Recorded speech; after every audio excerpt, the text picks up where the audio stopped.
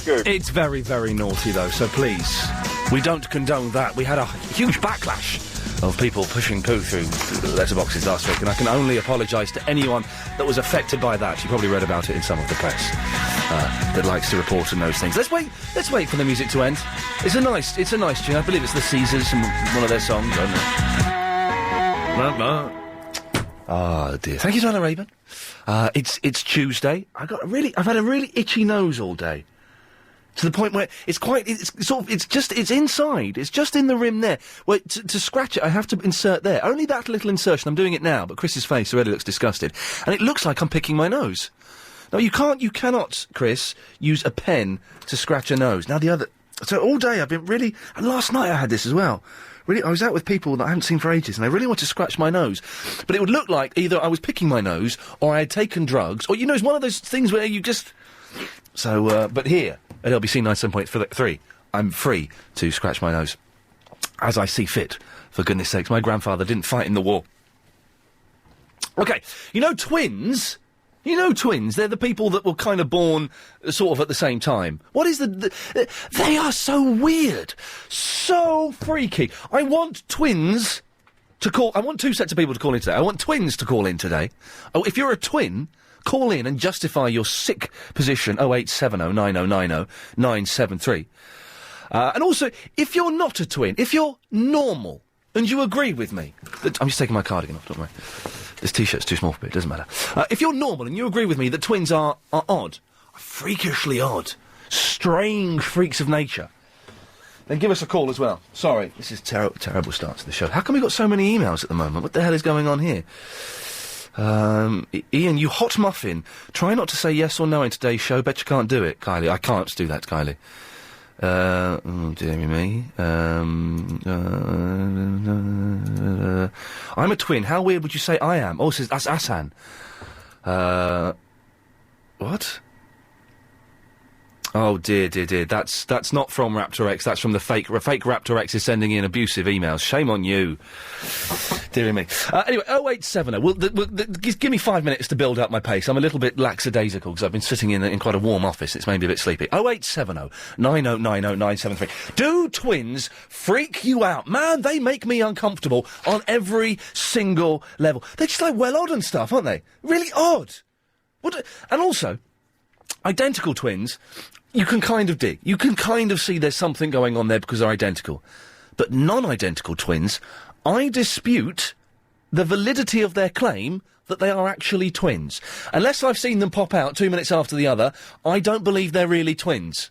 Sorry to use such a graphic medical term there, but I feel at this we can do this. And how come one twin is normally quite nice and quite jovial, and the other twin is just a really nasty, evil piece of work? An idiot. 0870 9090 973. And are twins sexy? I have a friend who I know quite well, who'd like his fantasy, and this is wrong on so many levels. Some of the levels we can't even touch. He would like to go out with a twin and have sex with both the twins at the same time in the same bed. That's wrong. That's wrong. But I know that that's a fantasy for a lot of men. Are twins sexy? Twins always look a little bit... I nearly used the word there I can't use on the radio. Thank God I stopped. They're always a little bit odd-looking, aren't they? Their eyes are a little bit funny. Or, do you know what I mean? There's something about them that's strange. 0870 9090 973. If you're a twin, you're just plain wrong. Dean's in the Wallington. Hello, Dean. Hiya. Dean, are you one of these weird twins? No, I'm a father of twins. Oh, mate, I'm sorry. Not at all. What are they identical twins? There's one boy, one girl. Right. They're 3 years old. They were 3 on Sunday. Well and done. there's absolutely nothing weird about them or with them whatsoever. You wait until they get older. At 3, they're still cute children. You wait till they get to 15 and start pretending they've got psychic powers. Yeah. This is what they'll do. They'll go, oh yeah, what happened is my brother fell over and broke his ankle, and I got a really bad pain by my foot. You didn't. You've made that up to try and impress us, just because you're twins. Not at all. We got twins in the family. We got cousin twins. My mum's a twin. Oh dear. And, there's been no such thing ever happened in them in their lifetime as yet. So you're saying that... So you're agreeing with me, then, that the whole psychic phenomena that some twins claim to have is actually a myth and doesn't work at all? Absolute rubbish. Yes, I thought that would be the case. Do you dress... They may be twins, but they're totally different people altogether, as are my twins. As are your... Do you dress your twins up in the same clothes? Nope. Oh, see, Nadine, I'm starting to like you. I feel you're a progressive parent. Because that's an odd thing, isn't it? When you get two twins, and they're wearing exactly the same outfits. Why would you do that to anyone? Oh, I couldn't anyway, because it's a boy and a girl. Well, you say that. You can... Of course you could. They can wear the same clothes at that age. It doesn't really matter. They're not... Are they identical? We didn't establish that. You just said that they were different sex. They are different sex, and they're not identical. One was actually conceived... This is the weird bit. One was conceived 2 weeks after the other, according to our doctor. They're not twins. They are twins. They're not twins. Of course they're twins. That's a medical impossibility. One was conceived 2 weeks after the other? The other. Yeah, one is actually 2 weeks older than the other. Well, then they're not twins. But they were born together. They were not conceived together, granted. This is... But they are classed as twins. But I thought for a medical classification of a twin was that when a man puts his... No, let's not do that. But they come... they have to come from the same egg. No, not accordingly. Not according to our doctor. I'm just... they are twins. One was conceived 2 weeks scratching before the my other. twinks. I don't believe... My chinks, I don't believe a word you're saying. So... I also have a friend. This is just an example. Please give me an example. His wife was having 5 children in one go. Unfortunately, he lost one. Right. But that was one of the triplets. And she was actually having triplets and twins. At the same time? At the same time. This is nonsense. This is not... Dean, this is nonsense. This is physically impossible, what you're saying to me now. I'm afraid not. I like you because you please go and check it. But I don't believe it. I like the fact that you don't dress your twins in the same clothes. That is cool. That's progressive. You're a modern father, and we can only salute and applaud that. But you saying that there was a woman who was having triplets and twins, but at the same time... Yep, I'm still working with the man. And they are born and they are happy, and the twins are identical, the triplets are not. Obviously, unfortunately, one passed away. And that's obviously very sad, and, you know, that's a terrible situation, but well done, the four survived. But still, I don't believe there are triplets and twins. They were quintuplets. You will get other phone calls on this with people saying exactly what I'm telling you now. And they will be lying like you are, Dean. I bet you... what I would like, this is the challenge. I got in trouble for calling someone a liar yesterday. Was that Paul? No, it wasn't Paul, it was someone else. But I would like to... I would like a doctor. I want a man of medicine, and a man of medicine, not a woman of medicine, because I don't trust female doctors. For some reason, let's not even go there. I want a doctor to... what? Don't trust females, full stop. Well, Dean, some of them are beautiful. Wouldn't trust them, no. No, who would? Yes, good for you. I'm going off you again, Dean. You started off being progressive. It turns out you're from the Victorian age. So I want a male doctor, to phone in and tell me whether that's possible. Because, Dean, listen, please don't hate me. I do think you're lying to me, or your doctor is a drunk. One of those two things is happening. 1, you're entitled to your own opinion. Thank you, sir. 2, I know it's a fact. Dean, thank you. Well, let's see. I don't believe that's not possible. Is it?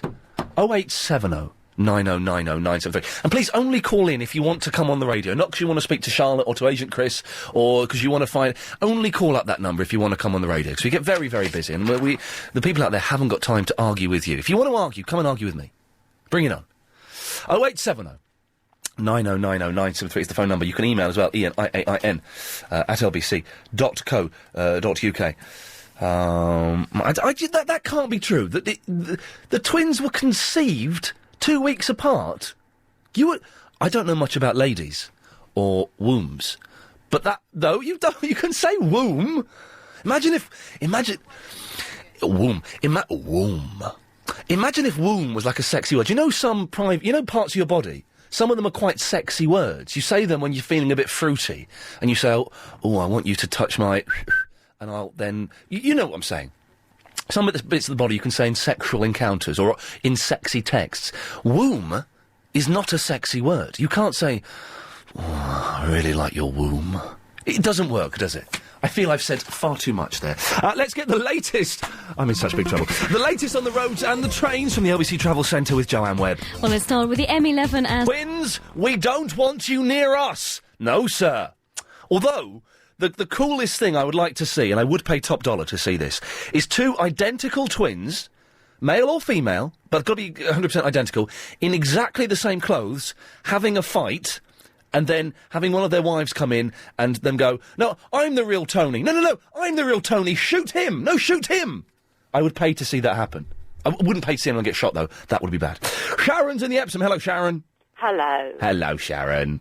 Right, I've got a few twin facts for you. Let's have some twin facts. Right, well, firstly, your last caller who Fact had a one. boy and a girl twin, Yes. the gentleman, Yes. you said, are they identical? Now, come on, you can't have a boy and a girl identical. I don't know, Sharon, I genuinely didn't know. That was going to be my next point. Can you have identical twins of the opposite sex, despite the fact that they have different privates? No, of course not, of course not. You say of course not, Sharon, I don't know. Well, here, a couple of other facts for But you. no, but, okay, let's just be calm. You say of course not, I genuinely didn't know, that's why I asked the question. Right, OK. I'll let you off that one, as you're a male. Secondly, Cheeky it's cow. all down to eggs, you see. Now, non-identical twins They come from different one eggs? Yes. Yes. Identical twins come from one egg. OK. Therefore, it is possible to have two sets of identical twins. Right. You're boring me now. That's the Clive alarm, we'll reset that, I apologise. That's the Clive Bull alarm, I have no control over that. Reset that, please. Thank you. Pleasure. Yeah, I have identical girl twins. Right. I'm not telling you their age because of certain comments you've made. They're 30 and you are about No, 60. they're in their teens. They're in their teens. So you're in your 50s? I am not. You're in your late 40s? Oh, 47! I'm in my early 40s. 44. 44 does not count as early 40s. It doesn't. I'm right, aren't I, Angela? No. You've gone to Angela now. You're changing my name. Oh, sorry, Sharon. So I'm looking at Angela's wants to have a row with me. Sharon, so you're 44. I'm not. You're 43. I'm not. You're 45. I'm not. I'm trying to think how old I am now. No, I'm 42. Okay, so I'm 42 and my 43. daughters are in their teens. And Okay. I'm actually just waiting outside a school for them because they're doing work experience this week. Well done, them. They are very, very close. Are they doing work experience at the same place? They are, but in different classes. Weird. It's weird.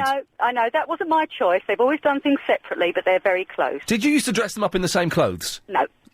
Are you sure? Because you're from that generation, that post-war generation that would find that cute.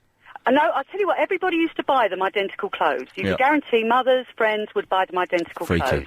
They would wear them, but on different occasions. And even now, they buy the same outfits, but they will never, ever wear them on the same days. Why do twins pretend that they're psychic? Because they are.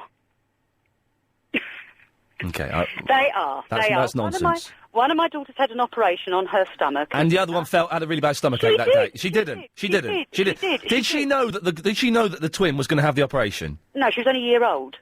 Right. That didn't. Uh-huh. How do you know that a 1-year-old was having stomachache? Because my mother was looking after her and she was cramped up. She was absolutely cramped up on the bed as she woke up screaming. Kids do that though. Kids do wake up screaming. My sister's got a little 10-month-old. He wakes up screaming sometimes. He sleeps, curled up as though his stomach's hurting, but he's fine. It happens. No.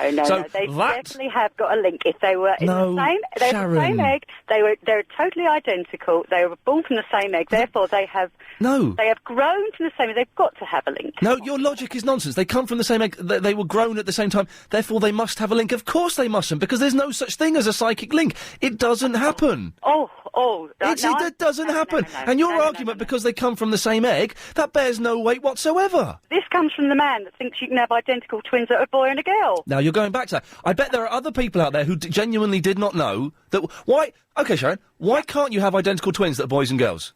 Because one's a boy and one is a girl. Apart from the fact that one has a winky and one has a woo-woo, apart from that fact... Identical. They're not identical. Apart from the downstairs department, facially, they can be identical. They can look alike. Well, that's what I'm talking about, you silly mare. You silly old bag. Of course that's what I'm talking about. Of course a boy has got a... and a lady's got a... But I'm talking about their faces. It's nothing to do with features, because my girls are totally identical, and they do not even look alike. How strange is that? But they are, before you jump in, they are totally identical. They had the genetic test done. What? They're identical, but they don't look alike? Sharon, have you been drinking gin? Well, how can they be identical and not look the same? Not exactly the same, whereas my friend has got non-identical that look identical. What? That is I'm talking to a Chris, you put a lunatic through. That you're saying you've got identical twins that don't look the same and they have a psychic connection. Exactly the same. You talk as much guff as Uri Geller, you do, woman. Jeez, this is unbelievable. Right, I'm going now because they're coming out now and you're boring me now. OK, you're boring me now. Bye-bye. Thank you, bye-bye. What the flipping hell was she on? Can you believe that, Angela? Hello, how are you doing? I'm not too bad, thanks. She's got identical twins that don't look the same, and her friend's got non-identical twins that look the same, and you can't have identical twins of the opposite sex, but they can be identical, but the thing is they're not identical because they've got different privates? What is she going on about? I agree with you. It does sound weird. One second. We've got Charlie and Chris on the phone. Sensible callers only from now on, please. That woman was a maniac. I'm surprised she's allowed to have access to a telephone. Put this back on. Sorry, Angela, yes. That's all right. That's quite all right. What can I do for you? You sound lovely. Oh, thank you very much. I Pleasure. want to dispute the fact that you think twins are weird and that they're not psychic. I'm an identical twin. Do you look the same? Exactly. Of course you do, because you're identical. Silly woman before. Yes. They're identical, they don't look the same. It's 3 minutes apart. We're 3 minutes apart. And we've had quite a few psychic experiences. You haven't, but tell me what you think they are. Have. Tell me what you think they are. The most recent was about a year and a half ago. I was in Florence, and I had this dream that Here we go. were walking up some stairs, Yep. and my sister Walked slipped. up some stairs that same week. Listen.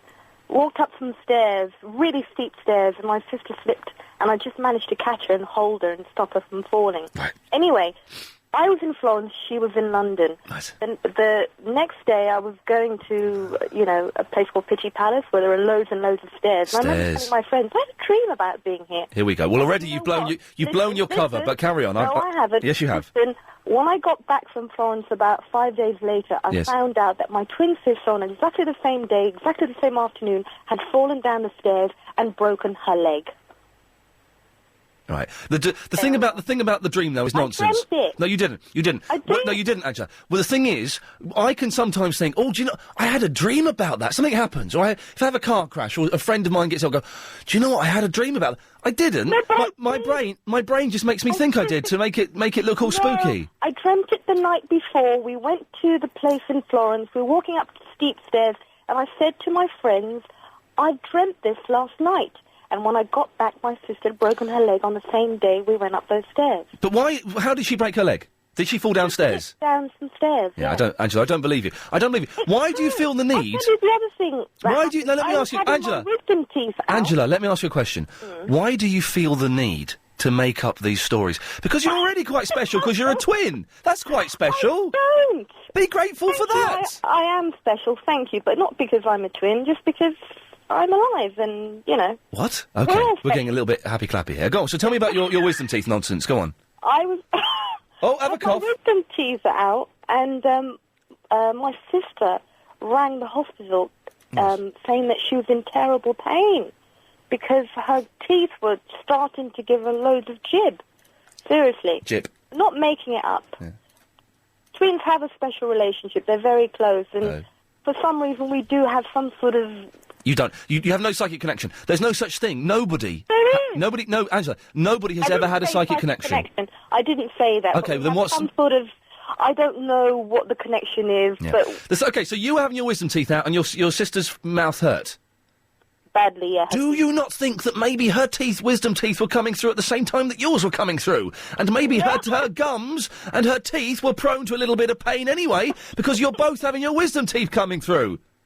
But she had a baby, and I didn't feel the pain. Because there's no such thing as a psychic connection. Angela, thank you very much for that and for agreeing with me on that one at last. 0870 9090 973 is the telephone number. Where's Dwayne says, Ian, it's 3 p.m. It's time to switch off my radio, off in capital letters. Sometimes I give you another chance and keep listening, but not for long. It's not a coincidence that many of Ian Lee's callers are kids. We haven't had that many kids recently, and it's good that kids call in, I think, anyway. This is a strange strategy from LBC management to put a buffoon on the drive time slot, Dwayne. It's a shame, never mind. We lost Dwayne, everybody in London. We've lost Dwayne Codrington. I don't think we need a replacement for Dwayne. To be honest, I don't think we'll notice the loss. If you... now, I've got to say, by the way, if you do listen on the Sky, although it's probably too late, we should have been saying this before the change happened, the numbers have changed. We're now channel 0177 on the Sky. 927, which is what we were, is Red Hot All Girl. So I should still be keeping that as one of my favourite channels, definitely. Although it's pay-per-view. Irrelevant, sorry. But we should have been saying that yesterday, because the Sky listeners today are going, where's it gone? I can't get to work. Coming up after the news, Agent Chris's one word on the street, and we speak to a real, genuine doctor.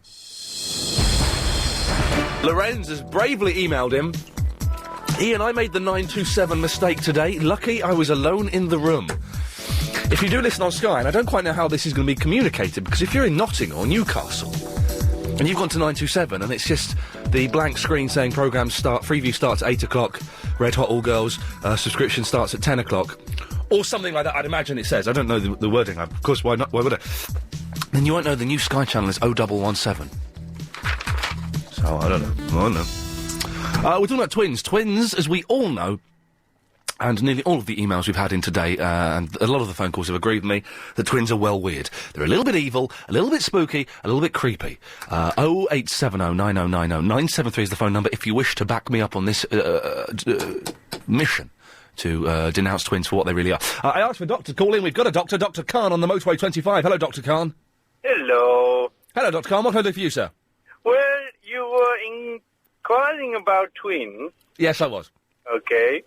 And you can have identical male and female twins. Here we go. Thank you. Some woman had a go at me saying I was stupid, saying, you can't have identical twins of the same different sex. You can, yes. But maybe that woman is the silly one, because it is totally possible. Thank you very much, Dr. Khan. Can you explain the twin phenomenon? And what are mirror twins? Mirror twins are very similar to identical twins. It's what we call in the professional as reflective. Right. You measure it on the 5th chromosome, and if you have identical chromosome, you have identical twin, exactly the same as mirror twin. Wow. And would you agree, Dr. Khan, I don't know if you can say this is a medical thing, would you agree with me that twins are weird and evil? I don't know about evil, but they certainly are having sometimes a connection. No. They are. It is proven that they are having a connection on some this plane. It's like a psychic. No one can quite explain it. I can explain it, Dr. Khan. It's a load of old guff and nonsense, isn't it? It's made up. It's people. It's them showing off because they think they should be a bit more special than they actually are. Well, you may be right, Ian, and you might have a little bit more experience on your show with funny people. But in my experience, there is sometimes a connection. Dr. Khan, one more thing before you go. How do I do a wicked handbrake skid? Any ideas as a man of medicine? How would I do a really wicked handbrake skid? Dr. Khan? Well, if you're doing approximately 30 to 40 miles an hour, and you're grabbing the handbrake violently, yanking, why laughing? Go on, carry on, yes. The steering wheel is pulling, and you're sliding like a pendulum. Dr. Khan, thanks very much. Please call again, won't you? Hello. I like you, Dr. Khan. I like you very much. He was good. Well, there's a man of science. A man of science claiming that twins have a psychic ability. Lee from the Hackney, you can dismiss this, can't you, Lee? Yeah, I've got mirror twins. Now, this is what... Was Dr. Khan right about mirror twins? Yeah, because... that they're evil. I've got identical twins. Right. And they're mirror twins, and one's left-handed and one's right-handed. No, that's too freaky! And there's some quite freaky stuff between them. Go on, man, give me the freaky stuff. I mean... I like the freaky stuff. When they were babies, one had a hernia, and within 2 weeks the other one had a hernia in exactly the same place, and that was when they was babies. Wow. How does it... Well, let's not even go there, but that's incredible. Okay, yeah, so go on. And also, they crawled on the same day, they walked on the same day, and every single tooth in their mouth cut the same. Now, this I can believe, because this is... It's weird. I mean, the teeth didn't cut exactly at the same time, but when... The same teeth cut at different sort of times, but there's exactly the same one, but they have the same tooth cut. But they don't have a psychic connection, though. They don't. How old are these twins now? They're 8 now, but when they go and have a poo, within 10 minutes the other one will have a poo. But yeah, well, hang on, listen. That happens with me. If I see Chris going to the loo, when he comes back, I think, oh, actually, yeah, I probably need to go as well. And we're not twins. No, but there's I mean, and the things that they've got there, and they both wear glasses. And they're both long-sighted in the same eye. But so basically, your argument boils down to that when one twin poos, the other twin poos. Definitely. Excellent stuff, Lee. Thank you. Well, there you go. You see. 0870 9090 973. Twins are weird. And there's no such thing as a psychic connection between... Nobody. We can even open this up generally. Nobody has ever had a psychic experience because... it doesn't exist. Now listen. Agent Chris is back today after his course yesterday, and boy, he's going to whip us into shape. Excuse me, I'm getting a cough again. He's going to whip us into shape now after his training regime. But we still have to make the show a little bit more newsy than it actually is. This we have done. We've conceded to the bosses, they may be right on this, by recording Agent Chris's one word on the street. This is where Agent Chris goes out to somewhere on the street and gets someone to discuss a top news story, but in one word only. It's not as easy as it sounds. We like to call it Agent Chris's one word on the street. Agent Chris, Agent Chris, Agent Chris, Agent Chris, Agent Chris, Agent Chris, Agent Chris, Agent Chris, Agent Chris, Agent Chris, Agent Chris, Agent Chris, Agent Chris's one word on the street. This is Agent Chris. I am in a shop next door to LBC Towers. I am with M. Patel, 5 Bramley Road, Bramley Store, London W10 6SZ. And have you ever heard of the Iain Lee Afternoon Wireless Show? Yeah. What do you think of it? It's nice. In one word, what do you think about Ken Livingstone getting suspended? So I'm not happy at all. When the times come, I work it out. If I can't afford it, I close the shop. And what do you think about Ken Livingstone getting suspended? He do what he like. He never listen to people's opinion. In one word? Yeah. Yeah is the word on the street. Agent Chris, Agent Chris, Agent Chris, Agent Chris, Agent Chris, Agent Chris, Agent Chris, Agent Chris, Agent Chris, Agent Chris, Agent Chris, Agent Chris, Agent Chris is one word on the street. I nearly choked then. That was brilliant. Agent Chris, good work there. And he's not, believe it or not, he's not trained as a journalist. He has had no journalistic training, and he still comes back with incisive reports like that. He'll be on News at 10 soon. Maybe linked with this bank robbery. I don't know. He just seems to have a lot of money at the moment. I don't know where that's come from. Natalie is in the St John's Wood. Hello. Hello, Natalie. Hi. Hello there. Can you hear me? Well, yes, that's why we're talking to each other. Okay, because my kids are listening and they haven't heard it yet. There's a 7-second delay. They'll be hearing you now. Excellent. Yes, you want to talk to me about twins? I guess, yeah. That's what we're talking about. I missed what the lady said because I had to go and get my kids from school. Right. One of the ladies was explaining to you that identical twins are only identical if they're identical, not if they're very similar. No, she wasn't saying that. What she was saying was, she has identical twins, but they don't look anything like each other, whereas her friend has twins that look exactly the same, but they're not identical. Okay, well, whatever. I have twins, and they're not identical, and they don't look alike, because they've come from separate eggs. Talking a lot about eggs today, which I like. That's good. Okay. A doctor explained it to me as a bodily malfunction. So, whereas a woman should release one egg, and that one egg should be fertilized by one sperm, it can happen that you release 2 eggs, which are then fertilized by 2 sperms, and therefore you will have twins that are non-identical. Right. Whereas if you have 1 egg that is fertilized by 1 sperm, and that 1 egg separates, you will have identical twins. Let's just... We're talking about... Chris, we're talking about sperm and eggs. Come on! Yeah! Woo! It's your lucky day today. Wow, it is my lucky day. Sperm on eggs. There we go. Nice. So, what are we saying? No, it's a medical thing. It's how you make babies, Chris. Don't be so childish. Exactly. Exactly. Excellent. But you're basically saying that twins can't be psychic. I'm not saying twins can't be psychic. But they can't be, can they? Personally, I don't think twins are psychic. But, nonsense. You know, whatever. If people think their twins are psychic, my twins are not psychic. So how old are your twins? They're 16 and a half. Right. And did you ever dress them up in the same clothes? No.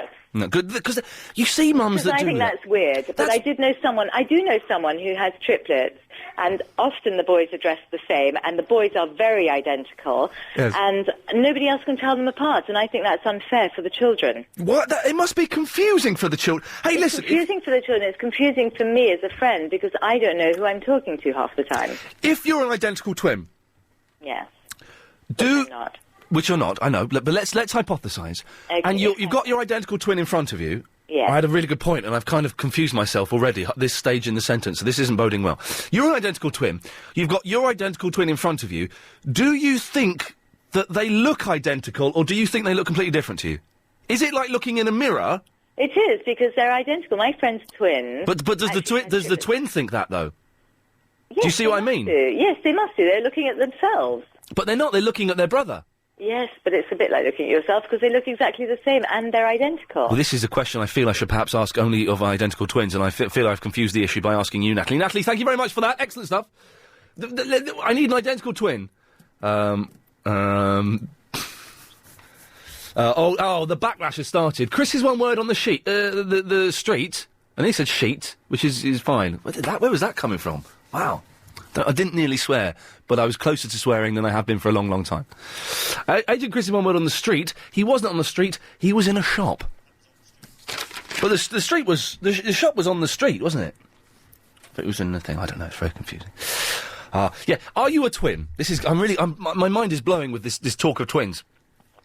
If you're an identical twin, when you look at your brother or your sister, does it freak you out a little bit? And does it like looking at a mirror? Or can you see that they're completely different? And my friend is a twin. My friend Conan is a twin. And I'd never met his twin until one day he came round, and it was the weirdest thing, because apart from a slightly bigger nose, they were very similar. Similar voice, similar, slightly clumsy but endearing manner. I'm sure one of them is evil. Michael Flowers, on the subject of twins, says Sam Palmer's a chav.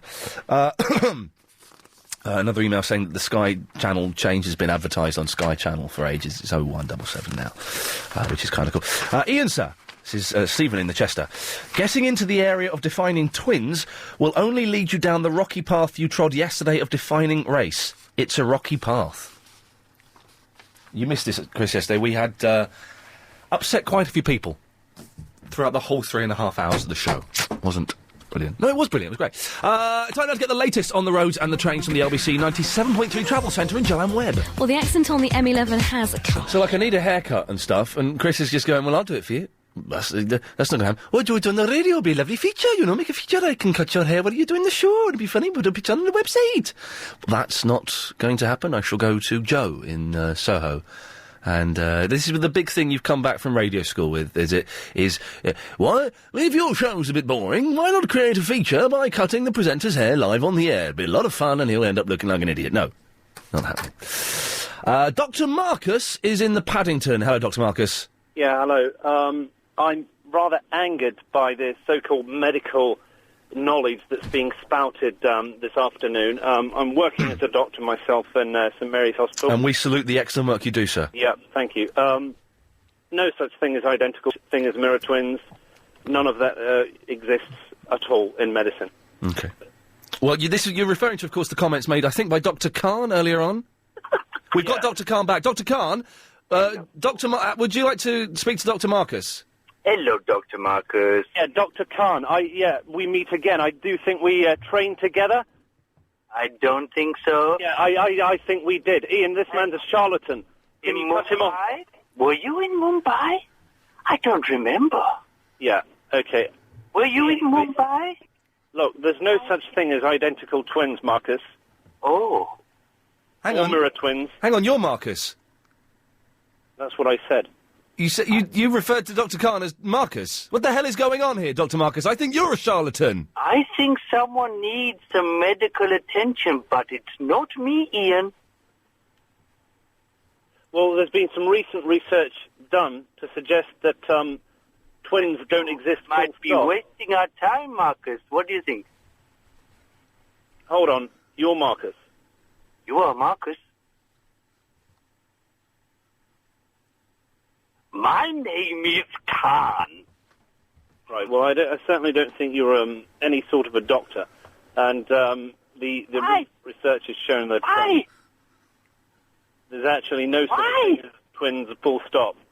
I don't think you are correct. Were you in Mumbai in 72? Well, what they're suggesting is that... Very happy... Oh, you're there? You're still there? Yeah. Right, can you please? But to be honest, this is Dr. Marcus, yeah? Dr. Khan sounds like he knows more than you do, Doctor. I think, Dr. Marcus, you might be a fake doctor. You're saying there's no such thing as a twin?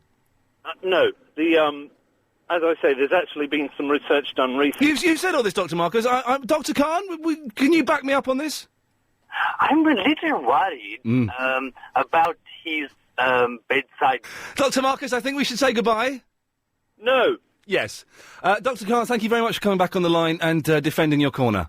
Thank you. And next time I'm on the air, I will give you some more details on the handbrake skid. How is that? On the... handbrake skid?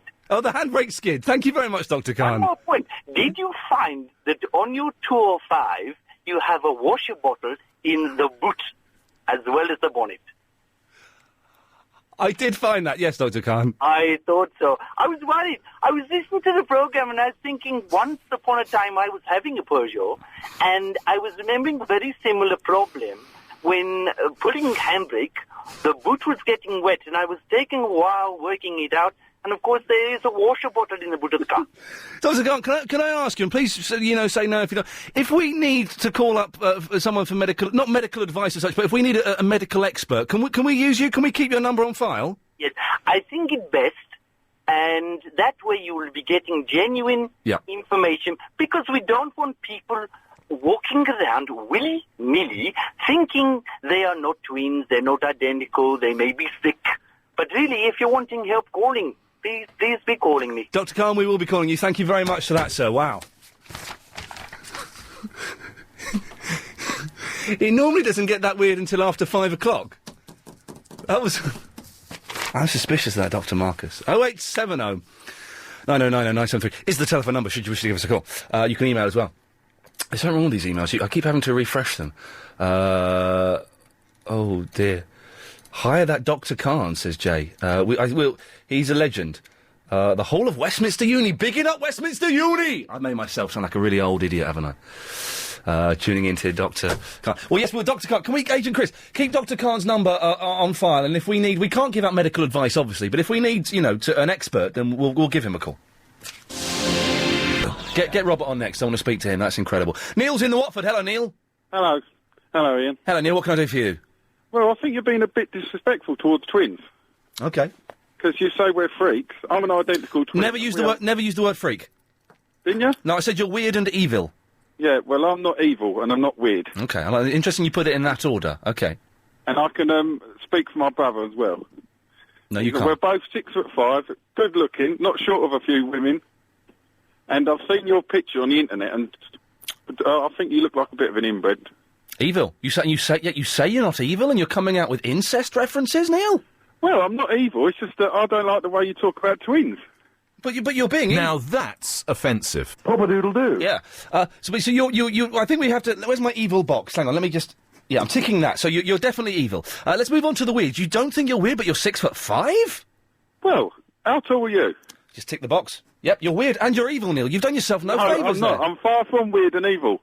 What's wrong? How am I weird just being 6'5"? Because that's a freakishly tall height. No, my dad was tall. He was weird as well then, mate. No, he's not weird at all. Okay, you're wrong. Neil, anything else? No, well... Thanks very much. Robert's in the Portsmouth. I didn't like him. Robert. Hello, Ian. Now, you're my TV Times and Human correspondent, form correspondent. Yep. Now, I believe you have some amazing news for me. Well, my brother found a copy of GQ magazine, this month's one, on a train. A good place to find them. I wouldn't buy it, yes. No.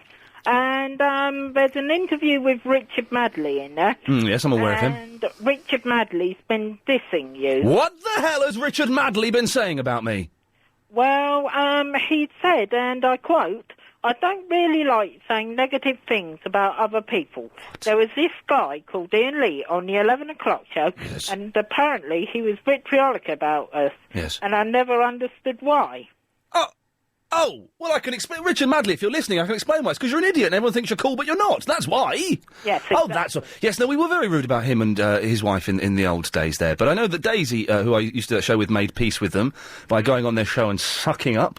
And I'm sure I will one day as well. I'm quite prepared to admit that, yes, one day I may be invited on their show, and I will, of course, suck up to them. But if he doesn't know why we took the mickey out of him, then he should go and watch some tapes of what he does. No. They're all right. But he's still... We haven't done that for, 6 years. Yeah. Well, obviously he's got a bit of a gripe.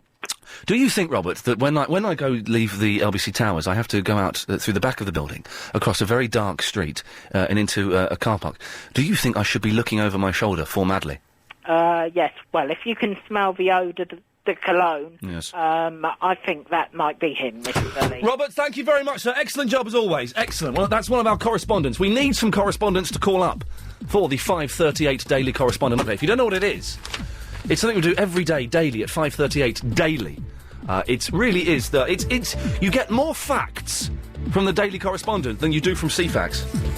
Don't know what that means. It's an odd sentence. Sorry, I should have thought that through a little bit better.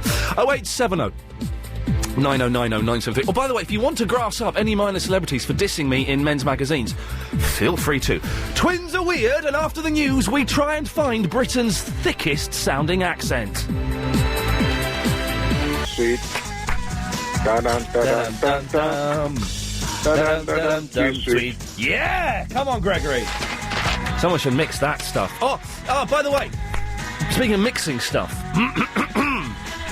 the MP3s. We'll wait for the music to finish because it's a strange thing, isn't it? The MP3s that we play after 6 o'clock, about 18 minutes past 6 if we want to get spot on. We're running out of good ones. We've got a cracking one today. It's a tribute to Tabby Vicky. But we are running out of them. So if you want to make some MP3s, it can be anything. A lot of people, what they're doing is recording bits of the show, bits of Barry, bits of me, and editing it into sound to do rude things or putting it over some music. Brilliant. Love all that. You can do that. You can record your own little skits, your own little comedy songs, your own jingles, anything you want, really. Don't just send us in, sort of straight songs that your band have recorded, because we probably won't get to play those.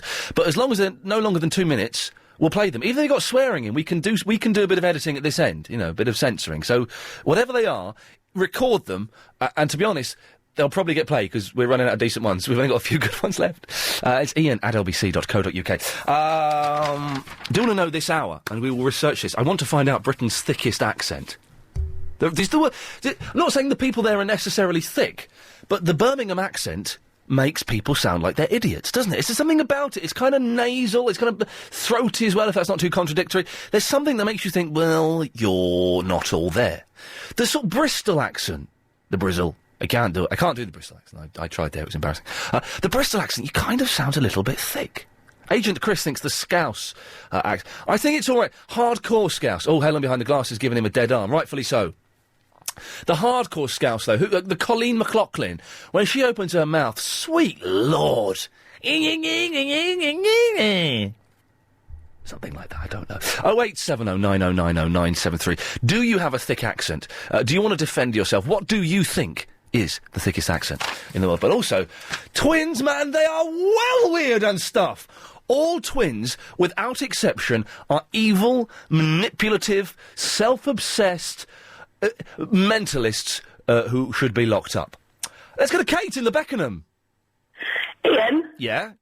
You're rubbish. Shut your face. What are you talking about, woman? Listen, how can you say twins are evil and weird when you yourself are evil and weird and a mentalist? Well, but I'm not a twin.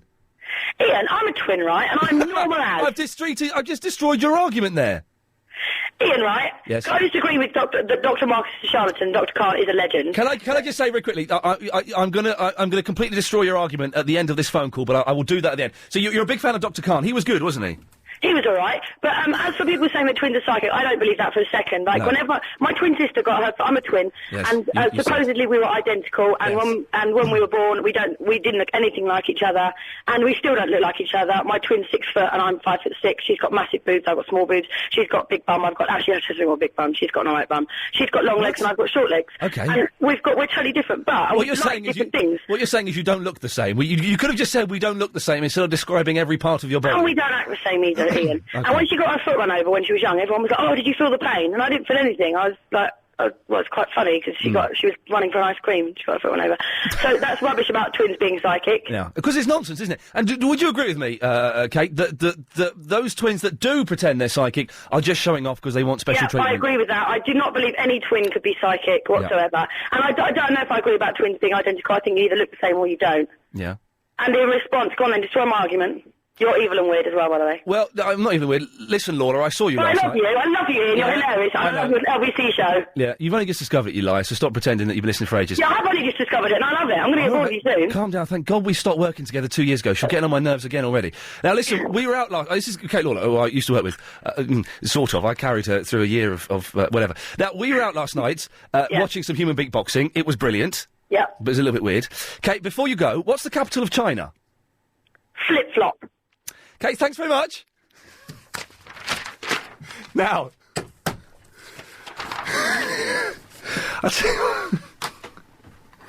You know AQA, the 63336 that you send the text to, you send a question, what is such and such, such and such. Well, I made a fake AQA last night for, this is Kate, I've not seen for ages, and we went out for a drink, it was lovely. I made a fake AQA saying flip-flop is the capital of China and is the original name for Birmingham, but was changed in 1979. It is also a type of footwear. Right, and I sent it to her phone, and she believes that's real.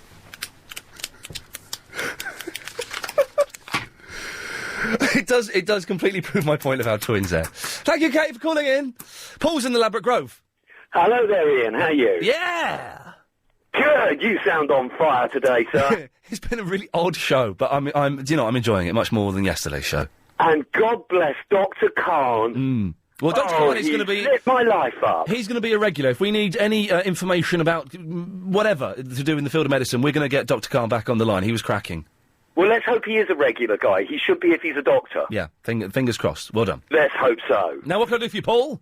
Twins. Mental, insane, lunatic, psychopathic, mad and evil. Here we go. I like it. I'm on your side. The Grey Twins!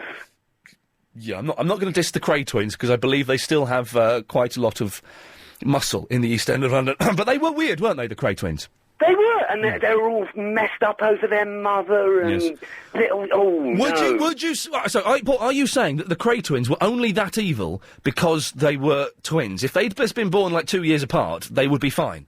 I think they're part insect, those two. I don't think they have real genitalia. I think that they have cloacas. Yes, well, cloacas. I think we can say cloacas on the radio. I'm not sure. Can you? I think we can just. Now, Paul, listen, we've got to go to a break in a minute. Before you go, I want to know, what is Britain's thickest sounding accent? Oh, the Scotch are pretty thick sounding. Yeah, there is something about that. We had to ban the Scotch recently because they just keep coming on and swearing. We've lifted the ban because we had a Scotch fella yesterday who was very, very polite. Oh, really? He must have been from Edinburgh. He must have. Well, they are, yes. But we had to ban them because we had 8 on in the row. They all swore. So you would say that just the entire Scotch accent? I mean, the Glaswegian accent is quite hard sounding, but I wouldn't say it was thick. Well, it does sound pretty thick. Coventry's a pretty daft accent. I don't think I've ever heard the Coventry accent. If you've got a Coventry accent, could you share it with London, please? Wow. Twins and thick accents. That's right, you're listening to LPC 97.3. Keith is in the Oxford Circus. Hello, Keith. Hello. Hello, Keith. What can I do for you, sir? Just when I heard that guy mention about the Scottish accent being a bit thick, and I was thinking the thickest accent's got to be Brummie. Yeah, do you know what, Keith? At the moment, I'm on your side. Unless someone can prove me wrong and come up with a thicker sounding accent, it does sound quite dumb, doesn't it? What about this sort of Devon area, that sort of cider drinker, that one as well? That's a bit thick. Keith, can you do a Birmingham accent? Because I want to hear a Scotsman doing a Brummie accent and see how that works. I wouldn't really know how to go about it. Hey, that's pretty good, man. That's pretty darn good. The thing about the Scottish accent, my granddad was Scottish. I think he was from, like, Aberdeen or something like that. They sound horrible up there. That's a when I say thick accent in this instance, I mean it's a very strong accent. It's very hard. And he would drink quite a bit as well, let's say. So when I was like 5 or 6, I couldn't understand a word he said. And I would go crying to my mum going, I don't understand what Grandad Jock's saying. I couldn't work it out. But you're Scottish. Whereabouts from Scotland are you from? Yeah, on the west coast. Okay. And your accent sounding quite poetic and quite light and fruity. I've been in London nearly 5 years, and I got fed up with people saying, what? After everything I said, so I sort of make sure I'm understood first time now. Although when I go back up to Scotland, my accent obviously does get a bit heavier when I'm round about other Scottish people, but... I'm going to say something, Keith. Promise you won't take offence. Go. Does anybody ever say, Keith, your accent, it makes you sound a little bit gay? So I took offence to that, actually. You did take offence. Okay, well, I noticed you did. Oh, there's the offence phone. You better get that, Keith. It just, sometimes a Scottish accent makes men sound slightly more effeminate than they are. Do you know what I mean? It's because it's quite high. But he's obviously a strapping... Hello, Jack. Hi. Hey, how's it going? Yeah, not too bad, actually. Nice one. What can I do for you, my friend? Just talking about the thickest accent, it's got to be Dorset. This is that whole southwest kind of thing, isn't it? Yeah, backwoods farmer kind of thing. Well, yes. Look, where are you from? You're obviously from kind of like a home counties type area. Down in Hampshire, near Southampton. Do you judge people by their accents? When they're really strong, I guess. And they look a bit weird when they speak with the accent. Well, yes, they're looking a bit weird. Is a slightly different kettle of fish altogether. But it's so you're gonna put your vote in for the Dorset accent. Yeah, definitely. Okay. Well, listen, Jack. Thank you for. If anybody wants to phone in and defend themselves, what would be great? So far, the two shining leading examples of the thickest sounding accent are Brummie. I don't think anyone's going to beat Brummie. And Southwest, and Southwest, including like Bristol and Dorset and all of that. Well, Dorset's not really that Southwest, is it? It's kind of more south and a little bit west, but not very west. Well, listen, if you want to phone in and to defend your accent, you can do 0870 9090973. See if you can do a better job than those twins phoning in trying to defend their twin position, because no one's done very well with that at all. Deborah's in the Mill Hill. Hello, Deborah. Hi. Hello, Deborah. What can I do for you? Hi, I'm an identical twin, completely identical. Yes. And I look in the mirror with my sister next to me, and I think I look completely different to her. But when I see photographs of her and me, I sometimes don't know which one is which. So you're bizarre. So you're with. If you look at her face on, you know you're looking at your sister, and you can see differences in her face. Completely different. But you look at a photograph and you get confused. Completely. Sometimes, I'm not sure if it's her or me, I have to sometimes sort of check a few times. And how the hell does that work? Way to look different to her, because no one can tell the difference, so I spend so much time trying to look different, and wherever we go, everyone gets us mixed up. It makes no difference what colour our hair is. What do you do to try and make yourself look different from her? Change the colour of my hair. Right. Wear a different type of clothes. Yep. Sometimes she sees me in them, and then she goes out and buys them herself. So it defeats the object. And that's not psychic, that's just copying, isn't it? No, she's not psychic at all. And all I want to say is... She's not. What I really want to say is, Yes. please God she thinks like me, but thank God I don't think like her. Hey, well, that's kind of wise words of philosophy. Deborah, this is the thing else I wanted to ask. Have you ever lost a boyfriend to her, or vice versa? No, but she reckons she's lost all her boyfriends because of me. Why? What's happened? She reckons that I scarred her for life. She says my ex-boyfriends... I've been married for a long time. Yes. But she thinks my ex-boyfriends have given her a bad track record. And they all think she's hurt me. Oh, wow, this is I feel a lot of tension and bitterness between you two, Deborah. No, we're best of friends, and it's very, very funny. Does she go for the same... Do you go for the same type of men? No, not at all. Right. I try to fix her up with the people I think are right for me. Yeah. So she looks the same as me. Yeah. And she goes for the complete opposite. So you're in there's no danger that she's going to try and steam in on your husband at some point? No, but my husband has got 2 wives. What? He's got 2 of us. How? Oh, because of the twin? Yeah, exactly. But he doesn't get every service from both wives, does he? No, he doesn't, but she is like a second wife. You're saying she won't do the washing up? Yeah, she does the washing up, and that's about it. Good girl. No, she does. She looks after him. If I'm not round, my sister comes round and takes care of him. So let's utter this one more time. If you're not round, your sister goes round to your husband and takes care of him. Not in every way, but in a lot of ways, yeah. Deborah, thank you very much for that. This is what I wanted to know. Do if you're a twin, have you lost a boyfriend or a girlfriend to your other twin? If you're going out with a twin who's got an identical twin, then you must fancy the identical twin as well, mustn't you? Because they look the same. They've both got great bodies. Or whatever it is you see in them, both beautiful people. Then you must fancy both of them. It's just wrong on so many levels, perverse. Bill's in the Leighton. Hello, Ian, how are you going, mate? Hello, Bill, how's it going? Aye, not bad, like, first time calling to the show, like. Nice one. I phoned Clive last night. Oh, I didn't hear much of Clive's. I only heard a little bit of Clive's show last night. He was on good form. I'd heard Lynn phoned in from Forest Gate. I don't know the characters, like. I've just come down from Newcastle, like. Right. You got a canny little show now. Hey, do you have anything like this up in the Newcastle? No. No. We have Baker Grove, though. Baker Grove? Aye, yeah, that's what I suggested to Clive last night. I said, do a text vote on what's better, Baker Grove or Weeders and Pet. Well, Baker Grove's better, of course. Down at Baker Grove, yeah! So, Bill, but a lot of people are saying that the Newcastle accent is one of the thickest sounding accents there is. Aye. And you'd agree with that, would you? Aye, yeah, well, for sure, like, I think it is, because it's a wee bit, canny, like. Yeah. Why, hey, man? What do you mean by canny-like? That's what I mean. It's a bit thick. You don't understand what I'm saying, like. Bill, what would be great? Could you... So you agree that the Newcastle accent is one of the thickest? Yes. Could you express this, I don't know, in like a song or something? Aye, why not? Yeah? Yeah, away you go. Fuck on the time, the Newcastle accent's thick. Fuck on the time, the Newcastle accent is thick. Fuck on the time, oh, Baker Grove, yeah! Aha, aha, aha. Do you like that? Liked it more than you will ever know, Bill.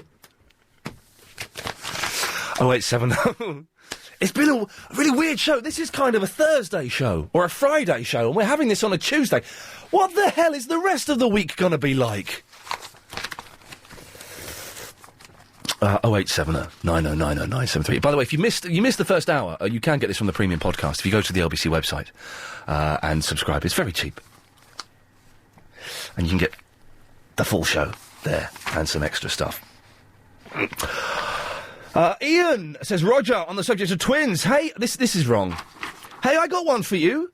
How about, you missed Dr. Khan having a row with Dr. Marcus, that's what I was trying to say in the first hour. I got one for you. How about two fit female twins dressed up as witches? Would you find that hot? Roger from the Basildon, no, wouldn't. Would not find that hot on any level whatsoever. Would be wrong. Ian, my best mate married his first wife's identical twin sister. My best mate married his first wife's identical twin sister. There was some obvious friction at first, and again when his first wife remarried. Her new husband could cope, but all is well. Couldn't cope, but all is well now. Ian, I saw a documentary and I've read a book about a right weird pair of twins, the Silent Twins. Check it out and you'll completely win the weird twin arguments. Jane in so. Jane, is that those two women who would would complete each other's sentences? There were these two twins, and one would start a sentence and the other one would finish it. They were on some not panorama, some, kind of documentary thing. Horizon or something like that.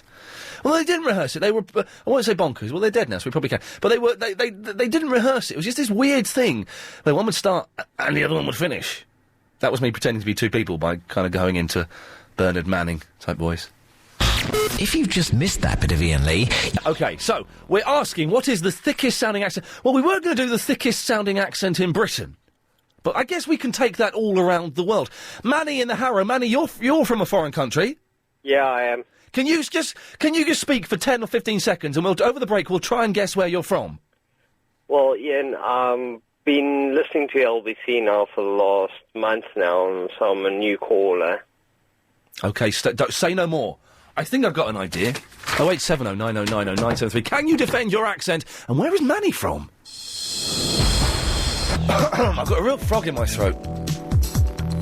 Again. This seems to be always be the start of me getting a cold. I only had a cold the other week. I'm not eating enough vegetables. I need to eat more vegetables. Terribly, last 2 weeks, really bad food I've been eating. I need to, should do a big shop this weekend. Irrelevant, not entertaining, or even vaguely interesting, so shut up, you idiots! We are I'm saying, and you're agreeing with me generally, that twins are like really weird and stuff, really odd. They're mental. Generally, at least one of them is evil. And why do they pretend to be psychic? Nobody has managed to call in with a convincing, oh yes, well I was in a baby and my twin felt it in this summer. No one's called in with a vaguely convincing psychic story. A woman had a dream and then her sister fell down some stairs. That's nothing. That doesn't work. 0870 9090 973. Is it a blessing or a burden being a twin? And if you go out with a twin, you must fancy the other twin. What's with you? Maybe have a copped off with both of them. And Britain's...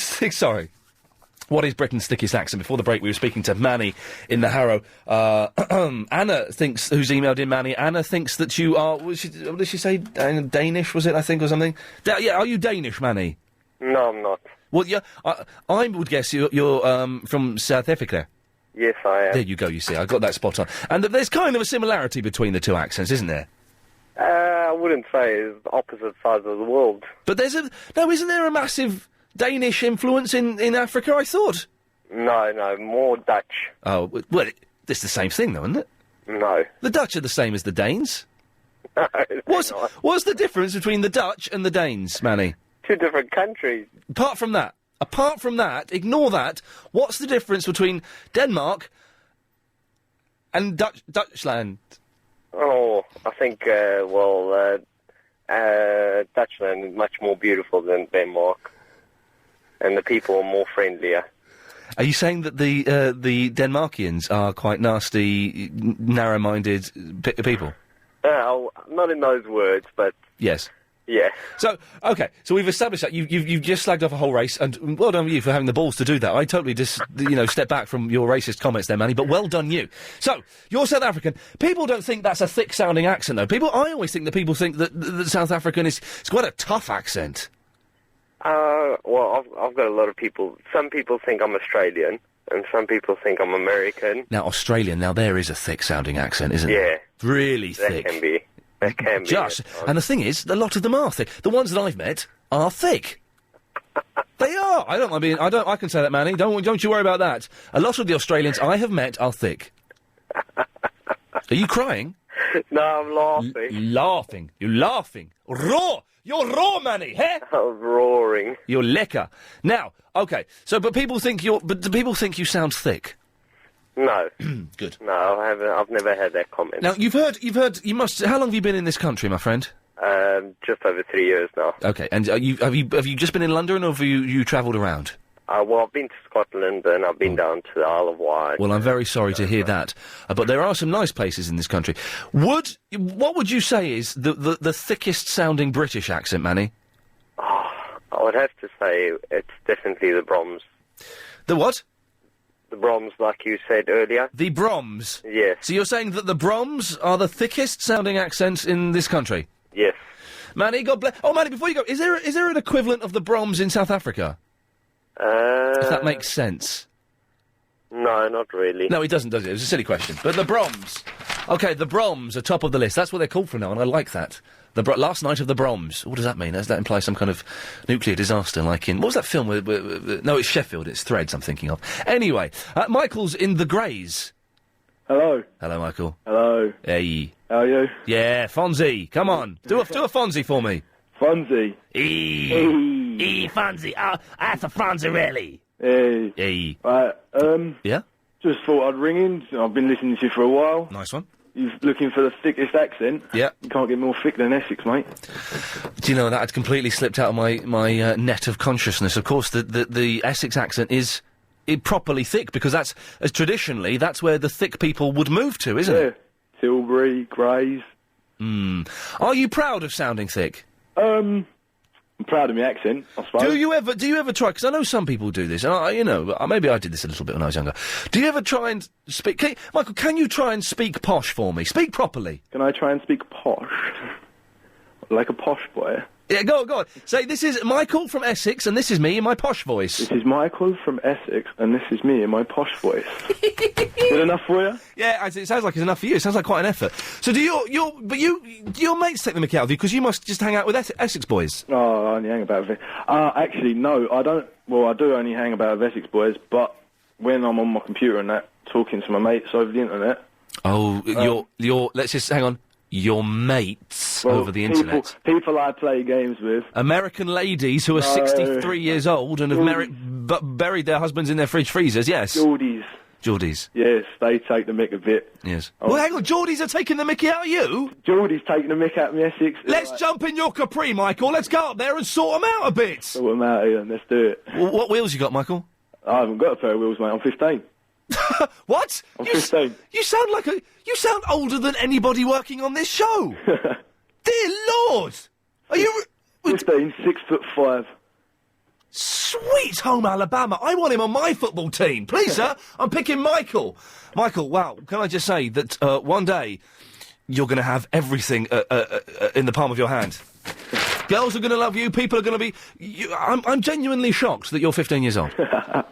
Do you get that on the internet then? Where you'd say you're 15 and they go, shut up. I do. I get a lot of people saying that, even when people see me in the street, because I'm so tall. Well, I'm sorry. I'm sorry for being a cliche. Michael, listen, mate, thank you very much for calling in. Yeah, cheers, what are you playing online at the moment? No, I will be in about 2 hours, though. What games are you playing? Battlefield 2. Nice. Michael, thank you very much for that. 15 years old? Bloody, that's amazing. Mick? Hello? Hello, Mick. Yes, hi, Ian. How are you? I'm fine. I want to guess how old are you? You 15? No, mate. I'm older than that. 25. Older than that. 42. Nah, man. 11 years younger than 42. Hello? 31. 1. Yeah. Lovely, 31. Excellent. I would have got there eventually. I'm busy doing other things at the same time. Mick Muffwind, what can I do for you? Yeah, you know that Geordie guy that phoned you earlier on? Yeah, Bill, I think it was, wasn't it? Yeah. I don't think he had a proper Geordie accent. Well, now, what makes you say that? I don't think because, I don't know, I think he was faking it. Oh, really? I'm not very good at spotting when people are doing fake accents. I mean, I'm not from around here, and I did spot it straight away. I mean, I can do a Geordie accent if you want me to. Let's have your Geordie accent. Yeah, man, I like Alan Shearer. He's a great player, and he's good for Newcastle, like, you know what I'm saying? That's a Jamaican accent you've just done. No. I mean... What, you just did a Jamaican accent? It had a bit of... I mean, I can't do a Geordie accent, can I? Because I've never been there. Well, No, hang on. You just said you could do a Geordie accent. I could do a little bit, not proper Geordie accent. Can you do a Jamaican accent? Yeah, I can do a better Jamaican accent than Geordie. Okay.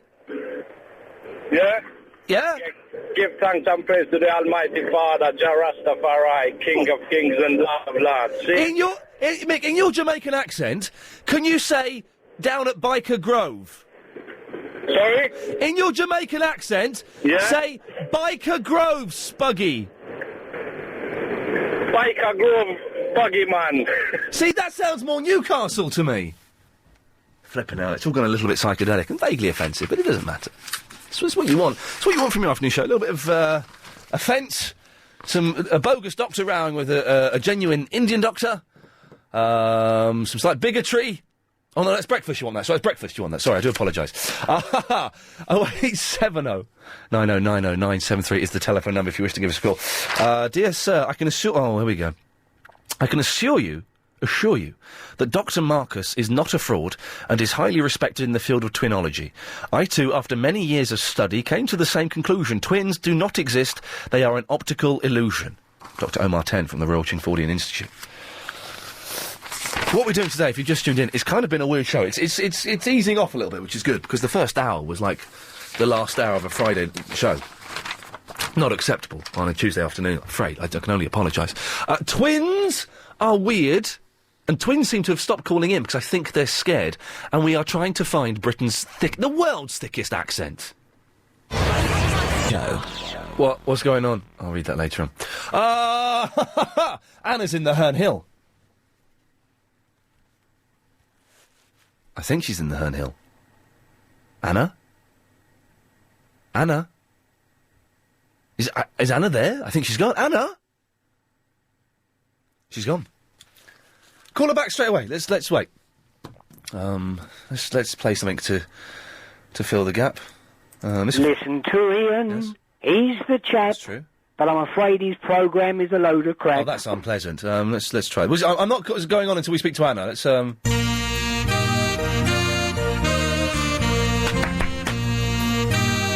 We're waiting for Anna, so we'll have a bit of this, shall we?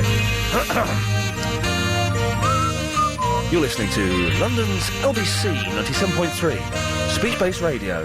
Hello, Anna. Oh, she's not there.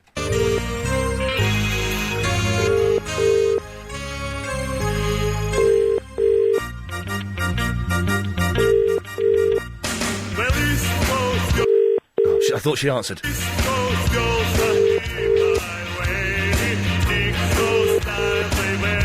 We're waiting for Anna to pick up the phone. Your call has been forwarded to an automatic voice. Oh. Can we not leave a message for her? Can we leave a message for her? Be nice to leave a message for her. Please record your message. When you've finished recording, please hang up.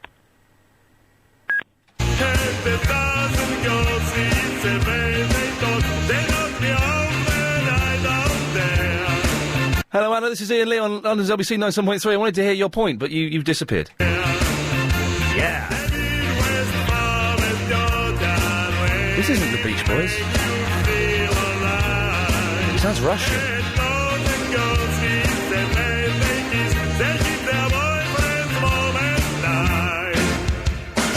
Thank you, Anna.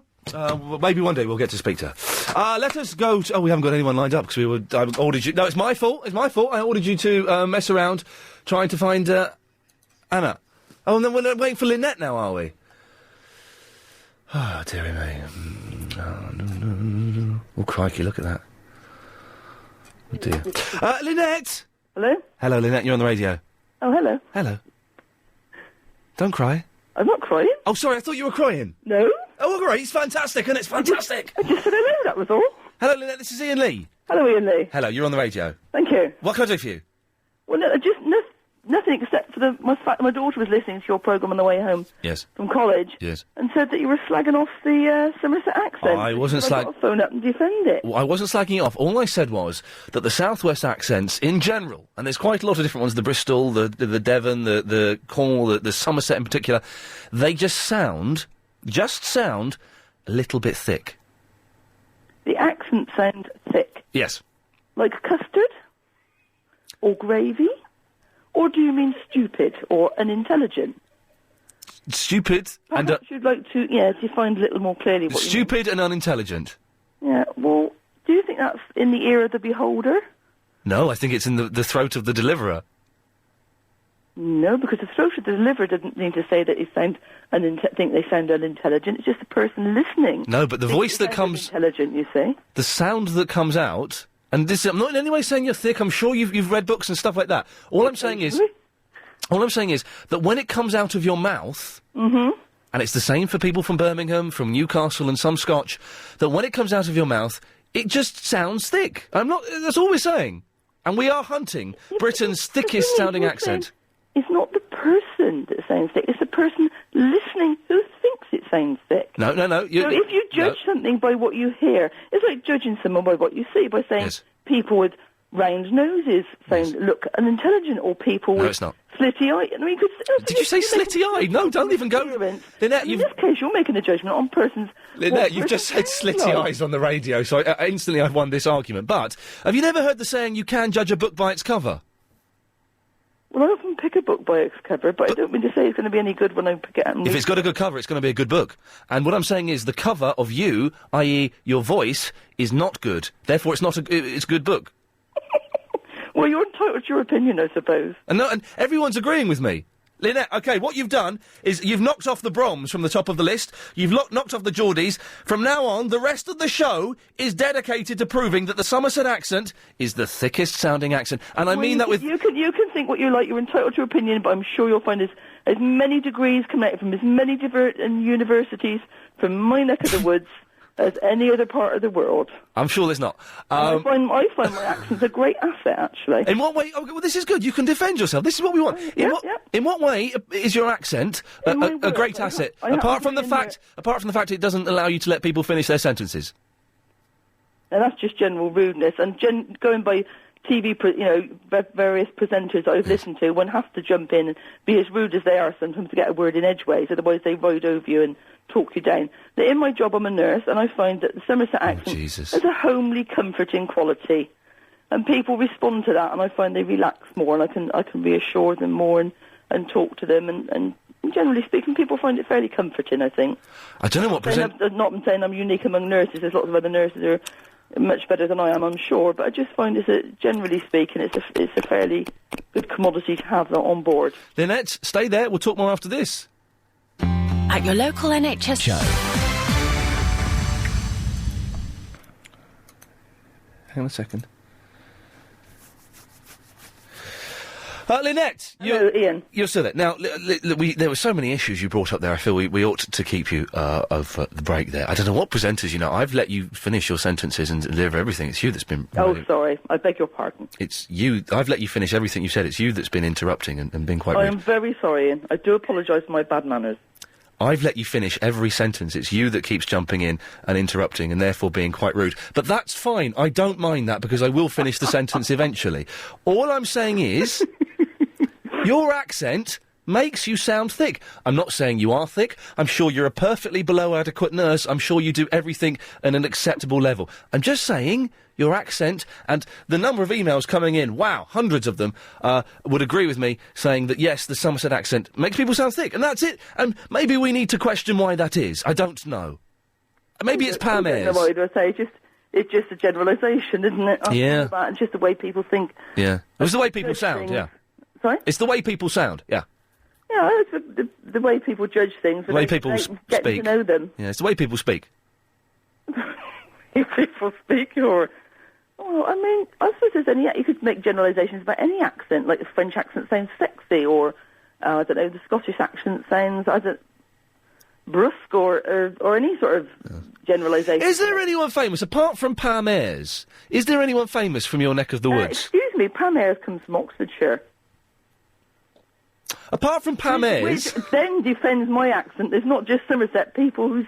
Okay, well, let's put, okay, in that case, Somerset... How did you know that she comes from Oxfordshire? Is that because everyone from Somerset has a thing against Pam Ayres? Anyway, I think I read that one, somebody gave me a book of hers. Well, hang on, we've got a minute till the news. We'll go on the internet. Hang on a second. We've got a minute to research this. Pam Ayres... I think somebody once told me that when I read it when I had a book of hers many moons ago. Okie dokie, yes. I believe my mother bought me one of her books. It's a lovely accent. I mean, whatever accent she's got, it's a nice accent, but don't think it's actually my neck of the woods. Yeah, hang on, we'll find out. Let's have a little look. Pam Ayres. Pam Ayres. Hang on, we'll find this. Feel free to correct me if I'm wrong, anyway. Oh, I will. Don't you worry about that. Don't you worry about I'll tell you what. Another good thing for my accent is. Yeah, another good thing for your accent is what? Yeah, it's great for sending my husband to sleep.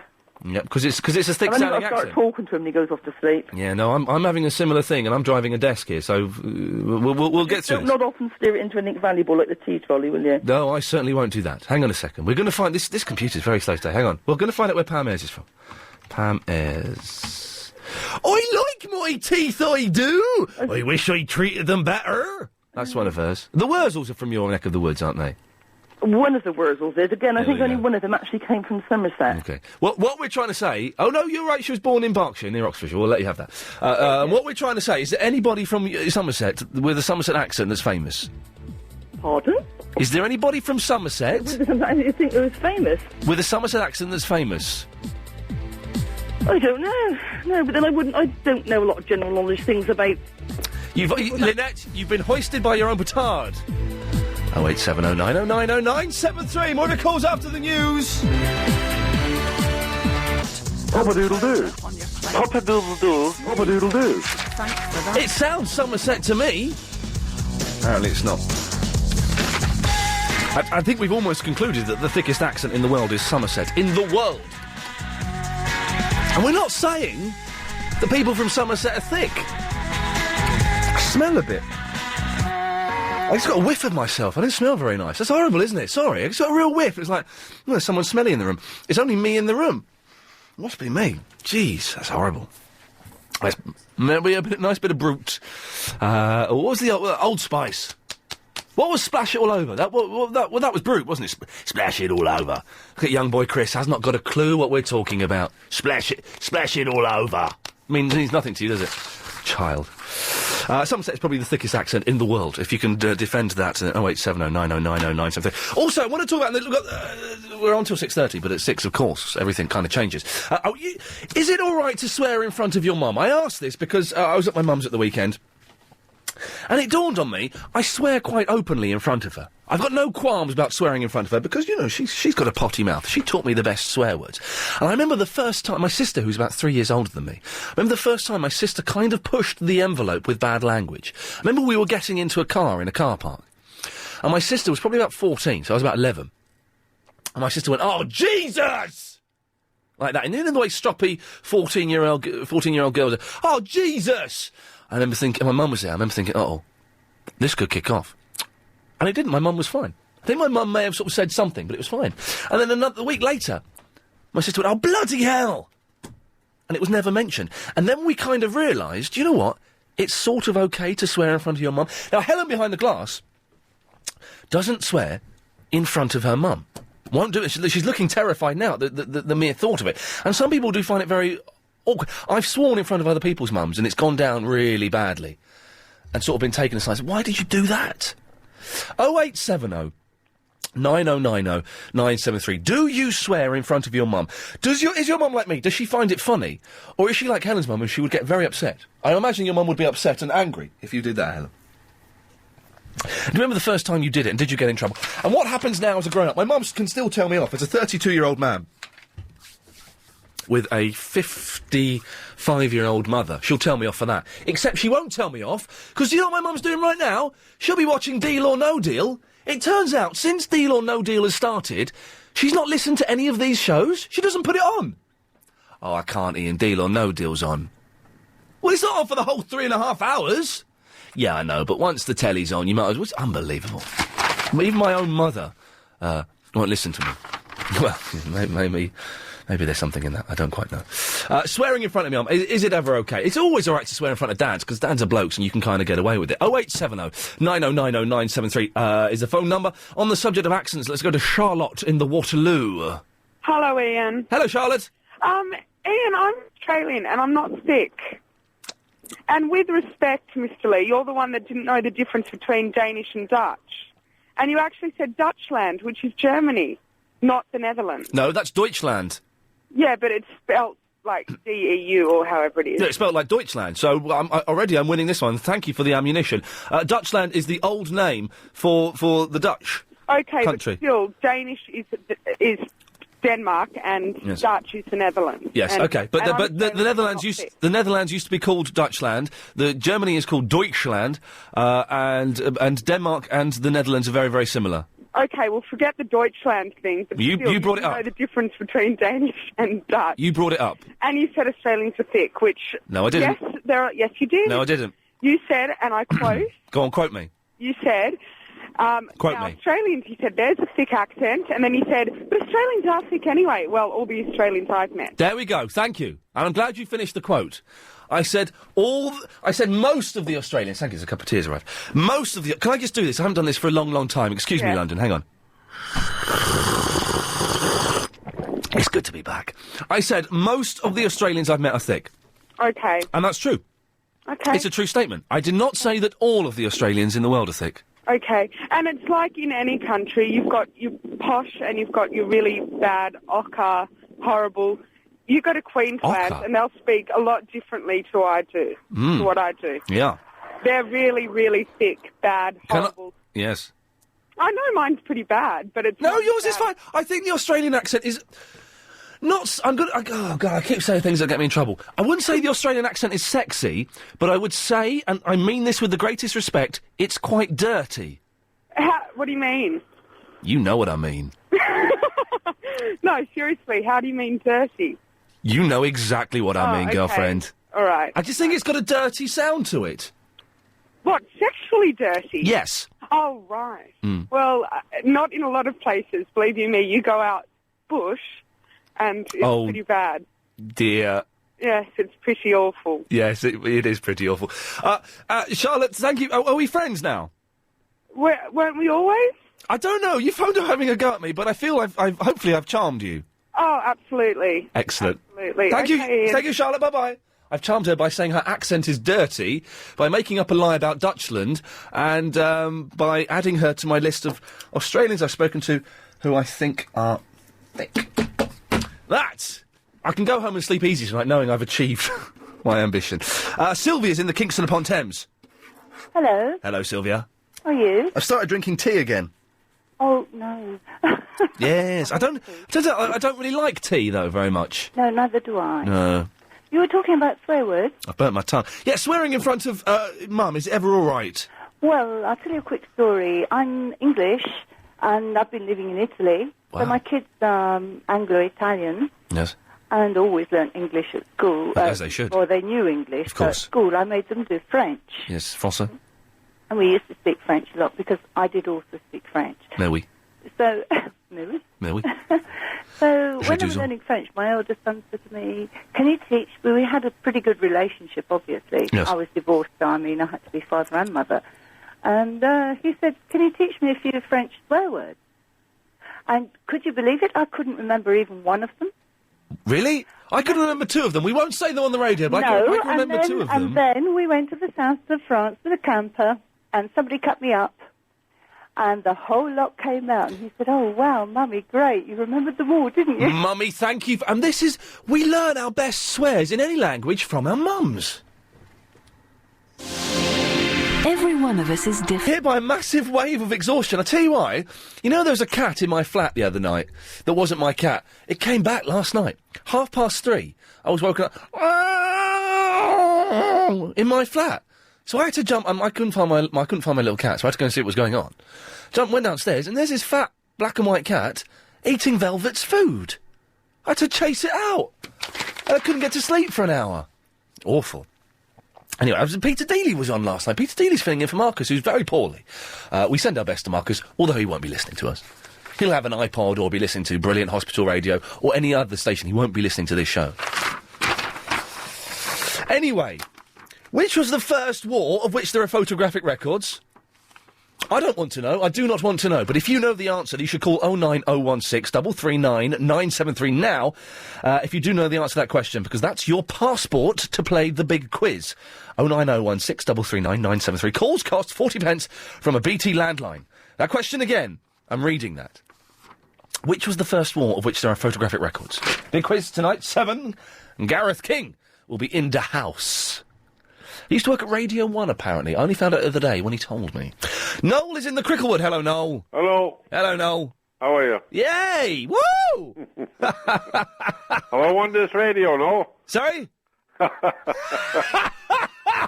Oi! No! Yeah. I'll come and pick it up down in Latimer Road. No, you're joking! No problem. No, never mind. It's all good now, is it? Yeah. Good. What can I do for you, Noel? Huh? Sorry? What can I do for you, Noel? Oh, sorry. Well, I rung up about this competition, you know. The big quiz. The big quiz. The radio. The big quiz. Yeah, the quiz. That's it. Yeah. Okay. Well, what answers have you got? Well, oh yeah, I've been waiting. So hold on, I want to tell you what it is. Okay, we need to don't give away the answer. No, very quickly before you do this, I've got to say something to the listener. This is to the listener, no, not to you. So don't pay attention. Yeah. We have no idea what competition Noel has phoned in for. We think he's got the wrong radio station. Noel, okay, the drum roll, when you hear the end of the drum, I want you to give the answer to question number 1, okay? Yeah. So wait there. Remember, Noel has phoned the wrong radio station. Ooh. Here we go. The wrong radio station, that's what's going on here. Don't worry, Noel, it's not for you to worry about. Yeah, hello. No, 1 second. The answer, please. To question number 1. Yes. For the competition on another radio station is... Oh, what? Billy Elliot. Excellent stuff. Okay, that's number 1. Yeah. Hang on, let's... yes, you've got that right. Okay. Yeah. The answer... Wait for the drum roll. Yeah. Bearing in mind, Noel has phoned the wrong radio station. Noel? Yeah. The answer to question number 2 for the quiz on another radio station is, please... 53 million. 53 million, okay. And the third and final answer... Well, hang on, no. No. Hang on. I've got to do the instruction. Right.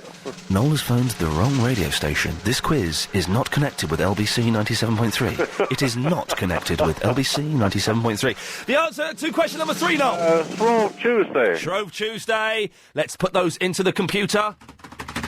Hang on 1 second. Right. Well done, sir. I won. Yeah! Woo!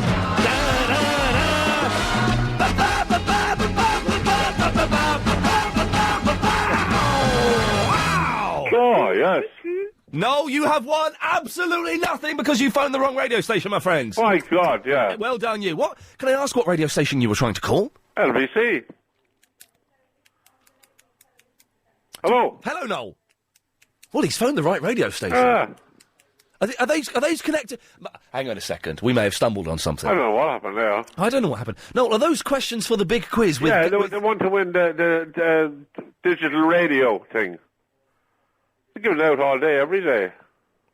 So hang on, all day, every day, we have a quiz on this radio. 3 questions, and you answer the 3 questions, and they put you into the draw to win it. I I think I know what's going on here. There are two LBCs, don't there is, yeah, I know that, yeah. This is the other one. The one with, yeah. You want the other one? Yeah. God, I wish I could give you a radio, but I'm not going to. Oh, gee, that's a pity. Oh, dear. I don't know what I can do now. Well, you can stay online and talk to me if you want. Well, why not? Yeah. Why not, indeed? Oh, yeah. Well, I don't know what one I rung. I got the number. Oh, I know what happened.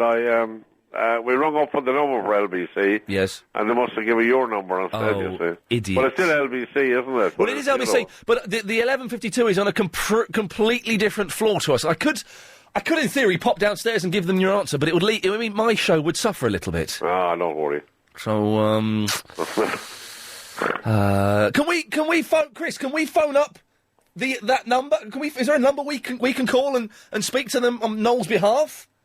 No, hang on 1 second. We're going to try and call up 1152 and see if we can speak to them on your behalf. I don't. Right, lovely. Thank you. Don't you stay there. Don't worry. We'll sort this out. We try. Oh God. The one you're on now. Well, he's going to ring them down now and see if they can put. Brian Hayes. Fair play to him. I got Brian Hayes the sack from the weekend slot. Your number is either withheld or unavailable. If you would like to leave a message, please redial from a line which presents call. Hang on a minute. You got to dial 1470 to unblock your number, Chris. The news line number. So try that again. No, don't worry. We're going to get through. We're going to do this. Great, thanks. You stay there. Don't worry. So what are they giving away? A radio? Yeah, one of them digital radios, you know. Oh, the digital radios are nice. Yeah, they are good. Yeah, they're very, very... I've got one in my kitchen and I've got one in my bedroom. They're good. They're good sound out them, isn't there? Blooming good sound they are now. Yeah. Who's that banging away in the background? Oh, it's a fellow out the back digging the garden, I think. Oh, you don't know, Here we go, hang on a second. Oh. Does that mean 1152 is gone? Oh.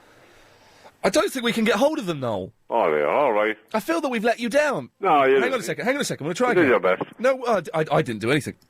It's Chris that's doing it, and Chris's best, let's be honest, isn't very good. Hang on. We'll try something. Here we go. We've got something here, go on. Here we go. Chris, have you got them? It's ringing, is it? We're going through? Here we go. Hang on a minute, Noel. We're ringing them through. Here we go. Mm-hmm.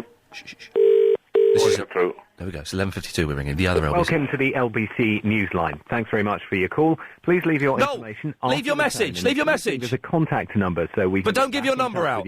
If we need to. Remember to tell us where in London you're calling from, and remember your call. It's Tom Bateman, isn't it? For broadcast. Posh. No, hello, this is Iain Lee on LBC 97.3. Don't delete it thinking this is me just dicking around on the radio. It's not. Noel has phoned up. He wants the digital radio, but he's called the wrong show. Noel, can you give them the answers? Yeah.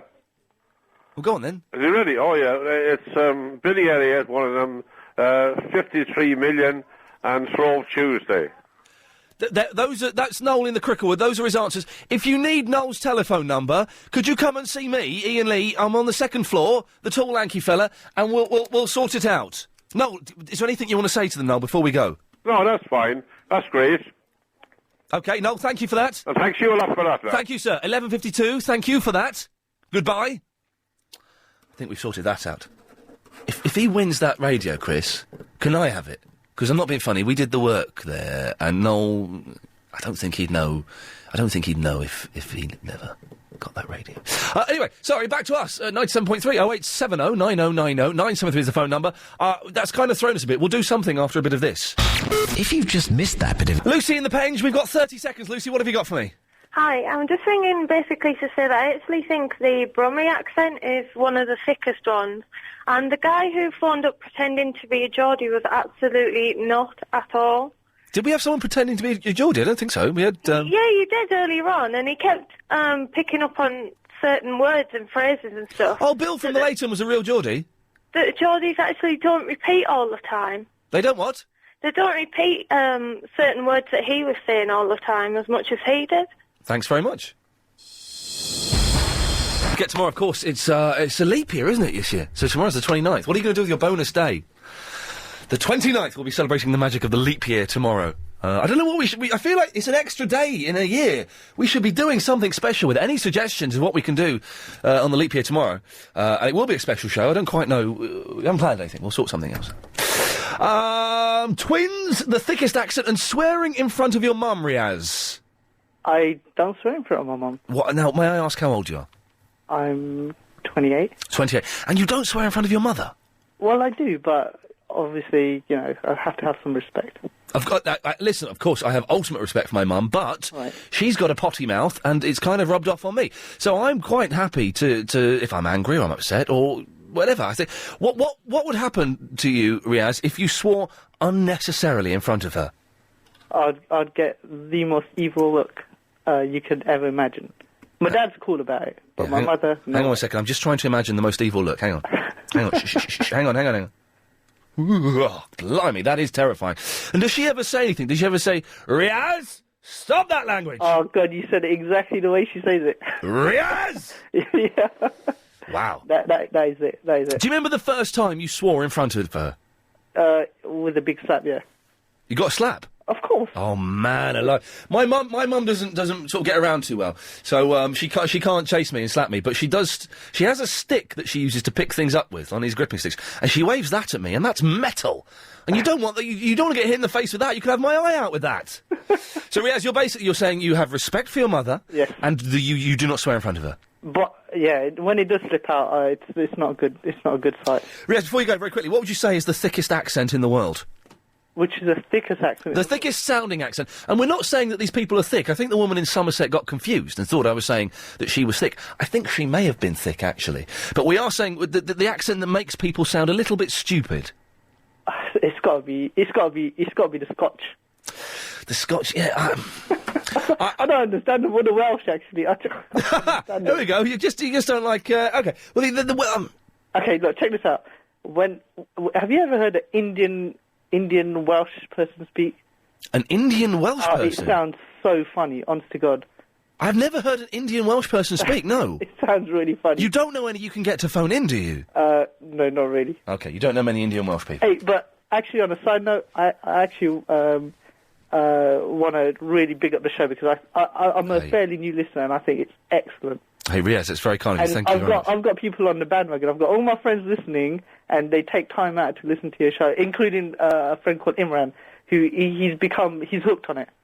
Well, Riaz, and hello, Imran. Thank you very much for that. We lost that fella earlier on. We've got Riaz. We've got Imran. Now we need is some Welsh Indians, and we've got the whole kit and caboodle. We'll be pretty darn good.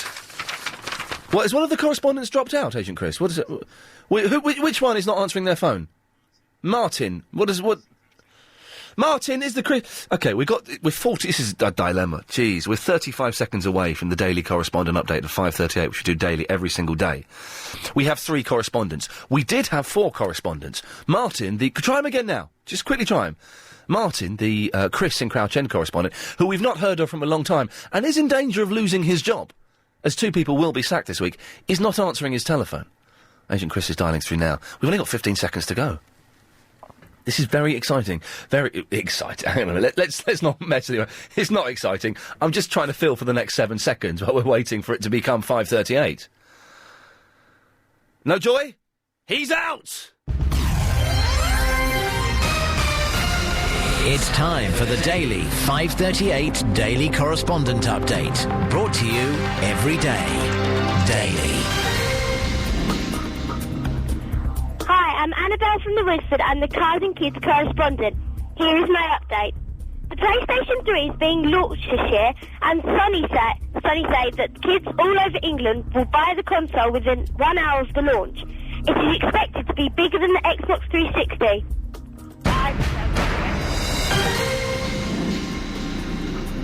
Hello, this is Dave in Hackney, Ian's Logosoft correspondent. Did you know that the longest Monopoly game ever lasted for 70 days straight? That's 1,680 hours. And the Ravens flipping flips. Come on, come on!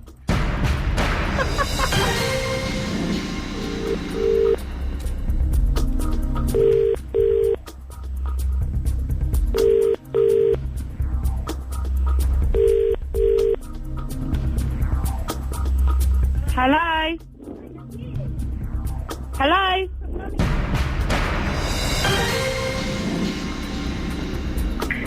Hello? Hello, is that Ian? Well, if it is Ian, I've just got something to tell you. Alright, You turned me down last week for a correspondent, for being a poet on LBC, but now you're not speaking to me because I can tell. I know what you're doing.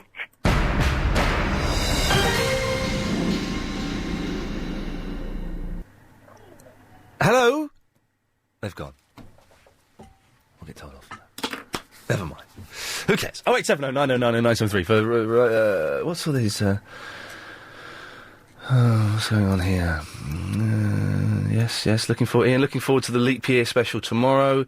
You could have a day of just eating extra food because it won't count. Leap year tomorrow, hooray, I'm looking forward to it. I was born on the 29th. It means it's my birthday. Excellent stuff. John is in the Brentwood. Hello, Ian. Hello, John. How are you, man? Yay. You're talking about accents. I certainly am. Right, well, I could be from Newcastle, or I might not be. Can you guess me? Yeah, I can guess that you're not from Newcastle and you're putting it on. Oh, you're right there, mate. Yeah, I know. It was pretty poor. You think so? Yeah, pretty poor. Well, what about Liverpool? I got a mate that lives in Liverpool, like, you know. His name's Terry. He keeps telling me to calm down, mate, calm down. Is that any good? No. Oh, yeah. Not doing very well, am I? No. And my friends say me I'm quite good at accents as well. I think your friends may be lying, John. But thank you very much for that. 0870 9090 973. Don't forget, after 6 o'clock, it's the bonus half an hour of the show. And we take your calls straight to air. No screening. You don't get to speak to Aidan, Chris or Charlotte or anything like that. You just come straight to air and you can kind of do what you want to do. We've also got an MP3 that we're going to play. We're running out of the good MP3s. I need some new, fresh ones sent in. So if you can... Hello? Hello? Hello? Hello? Hello? Yes? I'm talking. Yes? If you can make a new MP3, no longer than 2 minutes long, it can be pretty much anything you want. Yes, Anya. Yes? I'm talking, Anya? Anya, I'm talking. Yes? Okay, then you can send it on an email to ian@lbc.co.uk. Anya! What? You're on the radio. Yes! It's Anya, yes. In Belgium? Yes? Yeah, hello? What's your point, Anya? What? There's LBC. I ran LBC. Yes? I'm Belgium. Yes? And people say I'm Netherlands. Yes? Can you tell the difference? I don't know. I can't tell the difference. What is the difference, Anya? It's accents on the skippers. We're from 20 kilometres from Ghent. And the Netherlands don't like us. Netherlands different. Would I? Hello? Would I?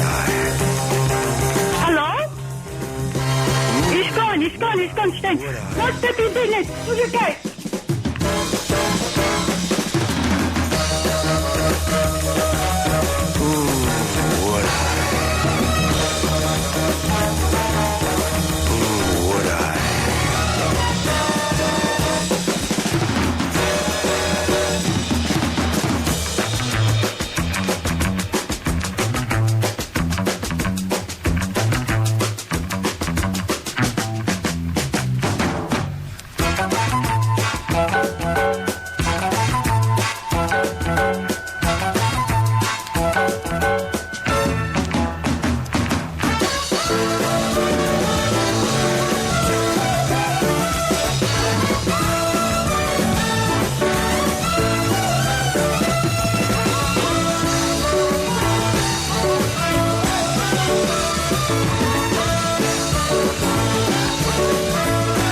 Time before it's the last half hour of the show, which is an odd sentence. So let's try and crack on. Louise is in the Northwood. Hello, Louise. Hi. Hey there. Hey, I just wanted to tell you why Somerset Cornish people seem thick.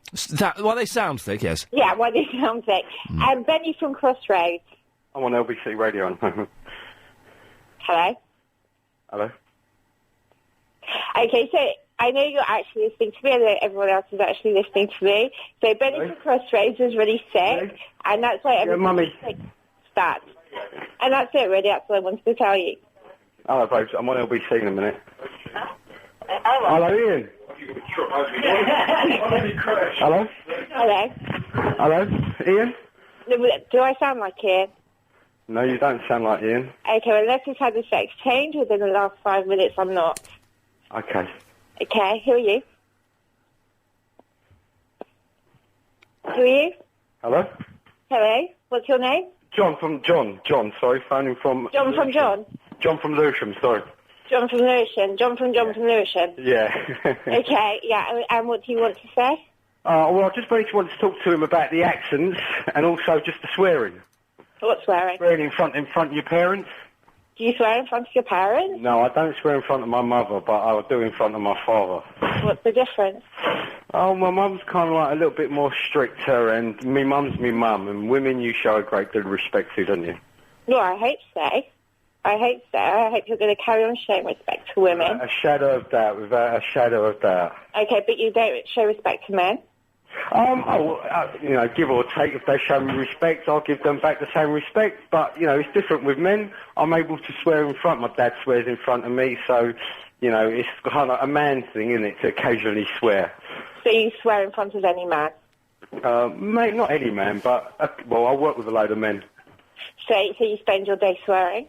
No, I don't spend my day swearing. No, not at all.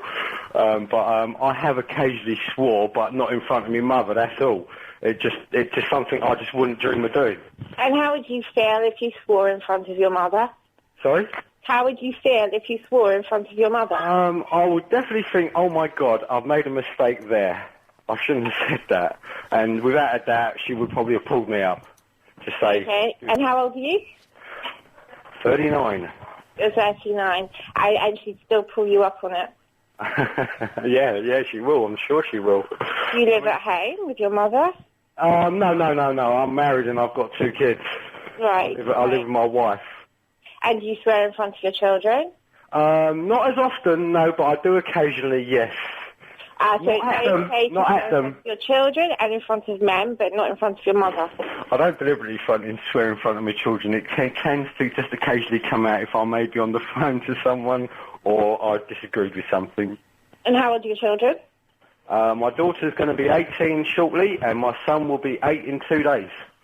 And do your children swear in front of you? No, they don't. No, not at all. What would you do if they did? Oh, I'll definitely tell them off. I will definitely tell them off. John, thank you very much for that. Louise, thank you very much for that. 0870 9090 973 is the telephone number. Did Louise sound a bit like a dominatrix? You show respect to women. You will show respect to women. She had a cob on. Is that a sexual... Oh, she was being Mardy. She was Mardy. Okay, fine. I thought a cob on was something completely different altogether. 0870 9090 973 is the phone number. Ben. Yeah. Ben, where are you? Crystal Palace. Okay. That's easier than that. What can I do for you, Ben? It was just regarding your earlier question about nobody famous being from Bristol. Actually, David Prowse, who played Darth Vader in the first 3 Star Wars Green Cross Code Man himself, yes. He's actually from Bristol. And is this a true story, that he was very upset when he went and saw Star Wars for the first time and they hadn't used his voice? Yeah, I don't know what the story is, but I heard that his accent was just too strong for Darth Vader, and then they obviously got James L. Jones to do the, to dub over it. So, Yes. See, I don't know if he was upset, but I think he was gutted. He's not very well, bless him, but he's the Green Cross Code Man, and he's. He was, yeah. But Ben, okay, so we've got David Prowse. Anybody else? I'm not sure. I don't know if Jeff Capes is from that way as well. I don't know. That kind of rings. Did you know that Jeff Capes is still the world's strongest man, and because he's won it so many times, he's not allowed to enter the competition anymore? I thought he was just a bit old now. No, he can still beat all of those Finnish and Norwegian people, but he's not allowed to enter it. Fair enough. Well, I don't think it is fair. I think shame on those organisers for preventing the world's strongest man entering the world's strongest man. Oh, dear. Yes, exactly. It's my brain isn't quite working, and it's coming out with filth unintentionally, which is the thing. You can email, by the way. Sorry, iain@lbc.co.uk. Someone sent me a mucky link. I'm getting sent a lot of mucky links, and I thank you. I appreciate them, but iain@lbc.co.uk. All right, Habiba, calm down, love. Hello? Blimey, what are you doing?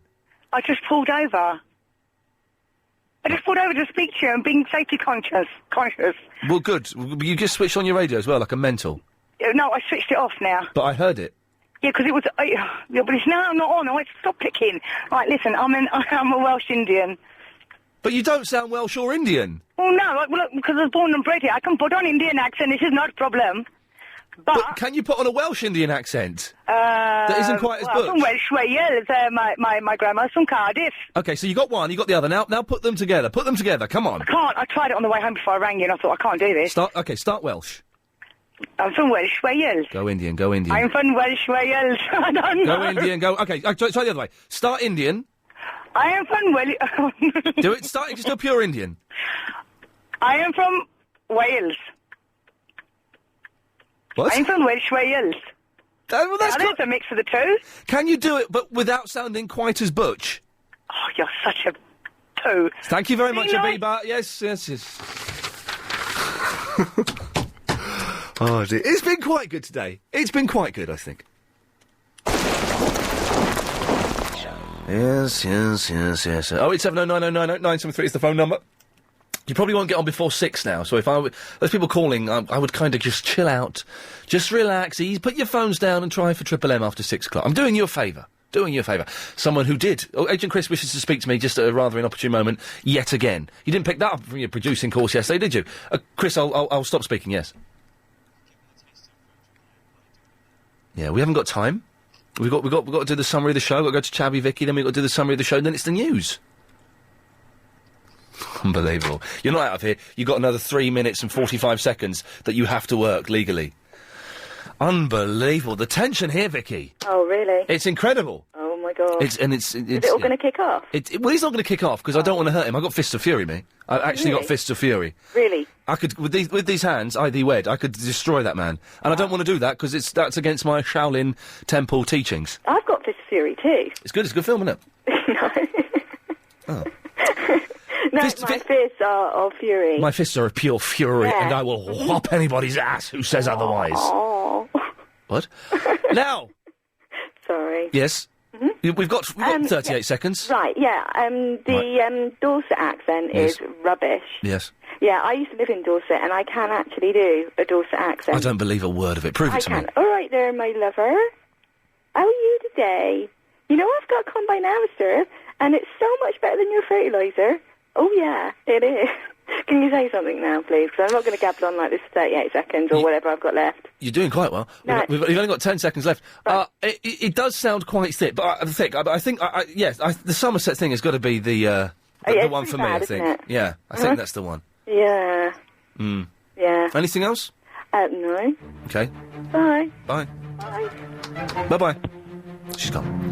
If you've just tuned into the show, it was slightly less controversial than yesterday's show. We offended... Well, who did we offend today? Maybe that's the way to do this. We offended twins, who are mental. We offended Agent Chris and Somersetonians. My name is Khan. Ian, my name is Khan. Ian, my name is Khan. Ian, my name is Khan. Ian, my name is Khan. Ian! Ian! Ian! Ian! Ian! You can have that! You can take it in, put it in your pipe and smoke it for all I care. That's the end of the show proper. It's the last 30 minutes, the director's cut, unseen bonus footage that probably should remain unseen because it's not that good. That's generally the thing, the director's cut, the extra 40-minute version, generally they're rubbish. There's a reason why those films have been cut by 40 minutes. But we're still going to do the extra 30 minutes anyway. It's Triple M, Mix Mental Mayhem. We take your calls straight to air. You're unscreened, you don't speak to anybody, you dial up. If you're lucky, you get through, you hear me, you speak on the radio. There's a 7-second delay. So don't swear, we will dump you immediately and we'll blacklist you from calling the radio station ever again. Also, we've got an MP3. We're running out of decent ones, the best we could find. 08709090973. I've just woken up now. I wish I had this energy half an hour ago. I feel the last half hour's a bit flat, and that's my fault. It's only the last half hour. Before that was cracking show. Not lazy, Chris. No. I take great offence to that. Not lazy. No. Exhaustion had set in, as it does to the best of us. When you're my age, young man, you'll know exactly what I'm talking about. I had my first cup of coffee this morning in 6 weeks. It was quite nice. It's Triple M, Mixed Mental Mayhem. There's not really an anecdote, is it? I had a cup of coffee. It's not really an anecdote. You couldn't get a 10-minute routine out of that. Calls go straight to air, 7-second delay. Don't swear, you'll get dumped, it won't get broadcast, and you'll be blacklisted from calling the station. As simple as. Let's try and get as many of these in as we can. Line 1, you're on the radio. Tāmata wakatangi gangi kui o tamatai tuli buka kapeki monga hononoko buka wena wakatana tahu matako watanano kawamiki tora. Thank you. I can't remember what that's from, but Chris doesn't recognise that and thought it was going to lead to swear words. It's from a song, isn't it? Like an early 80s song. It's like the Mighty Wah or something like that. Is it the race? Hang on, we can, is it? No, I don't think it is the race, is it? Hang on. I don't think so. Also, hang on, I've got to do this, sorry, excuse me. No, it's not good. I had to do it. For some reason, I go to these things in my folder. We should discuss this off air. I go to these things in my folder, and it's been irrelevant. Irrelevant and boring, Ian. Line 2, you're on the radio. Hi, Ian. Hey. Mate, it's Chris in the Maidenhead. It's the first time I've phoned in. Hey, listen, thank you for calling in. I'm a big fan of the Maidenhead. I used to go to Kung Fu lessons there at the Magnet Leisure Centre when I was 14 years old. Well, you might be able to tell I'm not from here. Oh, I see. I moved here recently, but it's a very nice place. Lovely. What can I do for you, my friend? Well, I'm afraid I was just ringing to see, are you sure it's a leap year tomorrow? Are you sure it's... It's the 29th tomorrow, and we will be celebrating the bonus day in a way that I don't quite know what we're going to do yet, but we're going to certainly... You can't waste a day like that. Maybe we'll just eat a lot of food. No. The Long Ranger? What's the Long Ranger, Chris? Loan. You said, yeah, it's loan. Next you'll be saying that Flip-Flop is the capital of China. That look says actually we are falling out for real, that's sad. Line 4, you're on the air.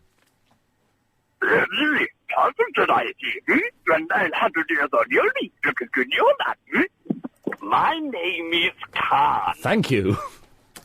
Line number 5 is on the radio. Hello, line 5. He started out in Gunsmoke, helped Gentle Ben, had a duel with the truck, and then became McLeod. Dennis Weaver will be missed. Dennis Wheeler, who died this week. I like the sombre tone we got there. That was a real... No messing around. No, this is Laverne and Shirley. Mary Tyler Moore. I've got a bit of respect for Dennis Wheeler. I didn't know he was the fella in Duel. Have you seen Duel, Chris? Oh, it's a good film. One of Steven Spielberg's first films. And it's this guy driving this car. And he kind of has a duel with this truck. And we never see who's driving the truck. But the truck wants to push the car off the road. We finished there. Well, you can borrow it, but not from me, because I haven't got it. They show it on ITV quite often on a Saturday afternoon, about 2:45. It's a good film, Duel. Really good film. Line 6 is on the radio. Oh, hello. Hello. Hello. Tomorrow is the 1st of March. Let's not confuse... I'm not being funny. We have a lot of old people still, unfortunately, listening to this show. Let's not confuse them, but it is a leap year tomorrow. I don't even want to discuss this. That's a moot point. Line 7 is on the radio. Jingle bells, LBC rocks, Ian took it away. Oh, what fun it is to listen to LBC all day. Hey. Thank you very much, there. Line number 6 is on the radio. Hello, line 6. Hello? Nope, you're too slow for me. You snooze, my friend. I believe you lose, my friend. Line number 9 is on the radio. Hello. Hello. I'm a first-time caller. My name is Dawn. Lovely, Dawn. I'm just really calling to say that I think your information is incorrect. No, my information is never incorrect, Dawn, but thank you for your concern. Line number 13 is on the radio. Hello, line 13. Connie. Hello. Gotta go, sorry. Oh, never mind. Where should we go to? Line 5. Line 5 is on the wireless.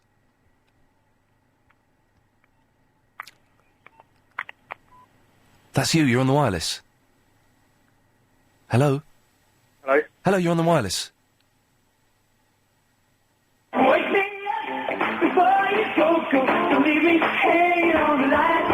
Yeah!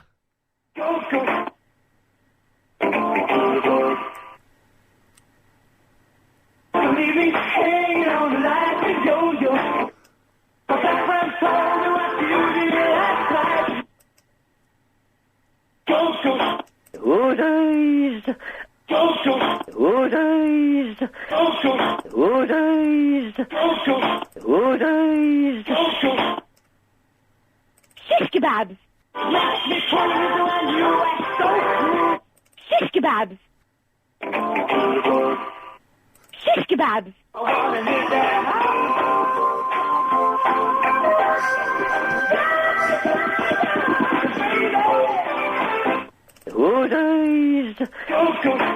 years. Go, go. Pop-a-doodle-doo. Go, go. Pop-a-doodle-doo. Leave me hanging on like a yo-yo. That was really good, wasn't it? Oh, do you know what? I only stopped because I want to try and get as many calls on it. I could listen to 30 minutes of that non-verbal banter. Chris couldn't. I could listen to that. That would do it for me. Did you see the pictures of him? Getting the pictures taken of him in the car. Not without him talking about the case or anything like that. It's not even the case. Doesn't he look fat and old? Doesn't he look really big and old? Line 7, you're on the radio. Hello? Hello, you're on the air. Hello? Hello, you're on the radio. Sorry. My name's Angie. Hello, Angie. And, hi there. I just got in the car to go home from work, and I heard you say that tomorrow is the 29th of February. Tomorrow is a leap year, and we are celebrating it with a special leap year show. Thank you, Angela. 0870 9090 973. Good work there, Helen, as always. Line 6 is on the radio.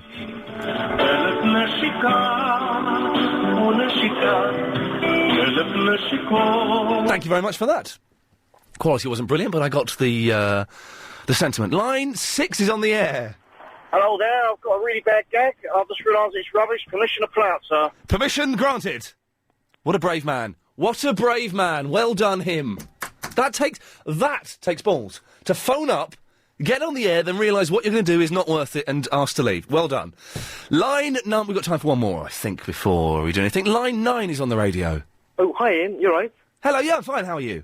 Not too bad, actually. A little bit nervous. Not usually. Hey, listen, don't be nervous. You've got through to Triple M, Mixed Mental Mayhem. It's the Garden of Earthly Delights.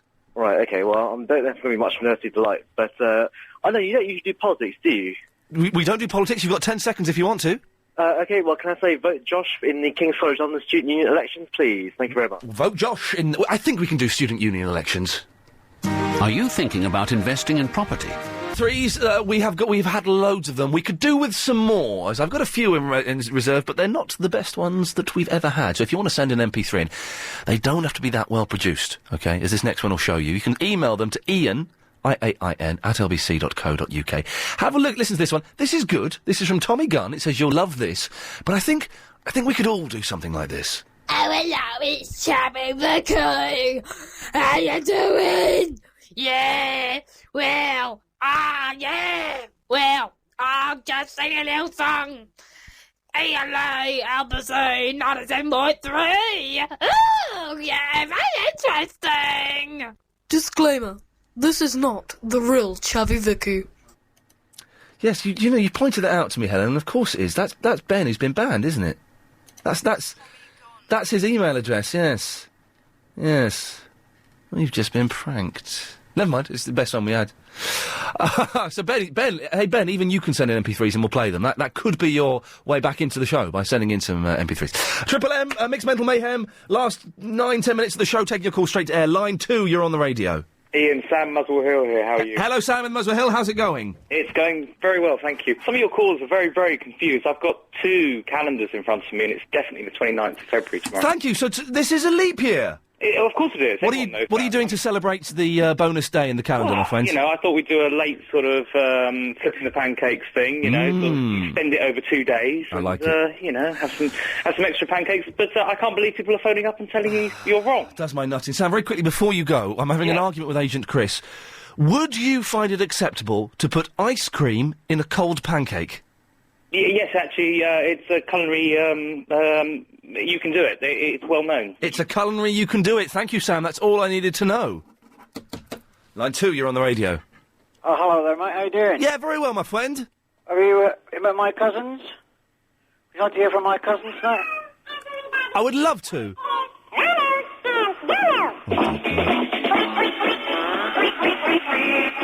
I think they're quacking. I think it's quacking. Is it?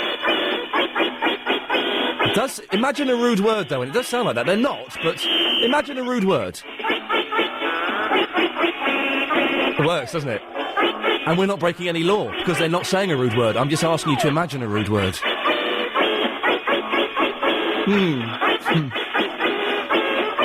So childish, but it works in my head. Ah, dear. They can't control what we think. Line 2 is on the radio. Hello. Hello. Hello there. Hello, it's Tim here. Hello, Tim. Hello, did I hear you saying you had a problem with a cat coming in through your door in the night? Yes, this cat has entered my flat twice, and it's woken me up by mewing, and last night it was eating my little girl's food. Right, I've got the solution for you. Don't say, magnetic cat flaps. I wasn't going to. Okay, fine then, let's have it. Oh, no, actually I was. Oh, no, bless you. The reason is because my cat doesn't wear a collar. She keeps taking it off and leaves it hanging on trees and things like that. Line 4 is on the radio. My cat doesn't wear a collar. No, you can have your radio switched off. Got to be quicker than that. We haven't got time to mess around for the last 6 minutes of the show. Line 5 is on the radio. Good evening, Mr. Lee. It's Jeff from the Brackenell. Hello. Hello there. How are you? Do you know my nose is really sore at the moment? What? What's the matter? Slight bit of influenza coming your way, maybe? Well, I hope not, because I've just got over a cold. I think it's because I'm eating very badly. I need to eat some vegetables. Well, yeah, I'd quite agree. What's your favourite vegetable, by the way? Broccoli? No, I don't like broccoli. I like carrots. Do you? They make you see in the dark, and I think you should do an in-depth investigation. It's certainly a possibility. Anyway, I've completely forgotten what I was ringing you about, but the funniest thing on your show, congratulations on the show, it's absolutely fantastic. The highlight of the show today was the lady abusing the Oriental people's eyes. It was, yes. It was naive, and it was not very well done. My name is Khan. I would say that was the funniest thing. Line 4, you're on the radio. Hello. Hello there. Ian, it's me. Do you remember me? I spoke to you yesterday. It's your friend. What? You know Michelle from Wembley? No. I called you yesterday. Who is this Michelle from the Wembley? Remember I said I wanted to be your friend? Yes, and it was all going so well, then you said you just got home from school. No, I said I wanted to be a correspondent. Oh, yes. April the 7th. Oh, yeah, I will be ringing then. But, I saw something, and I thought to myself, yes, Ian Lee will like this. Guess what it was? I daren't even say it on the radio. I've got no idea. It was a fish that can swim. Wow! I like this bit of the show, but it's a little bit weird and strangely worrying. Line number 6 is on the radio. Hello, Ian. Hello. Hi, the record that you were looking for is The Lone Ranger. By? The one that started with the fact when you... Yes, who's it by? No, I don't know. The mystery...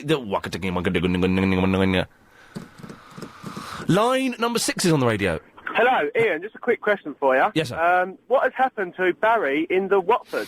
Barry, well, hang on a second. How the bloody rat Yes, someone who I think may have been Barry phoned up yesterday on Triple M pretending to be German. Right. Great then, I just miss him. I love Barry. That's the only reason why I listen to your show. I think he should start presenting it. Well, no. Barry calls in from time to time. I think it was Barry yesterday who's a German. I'm not sure.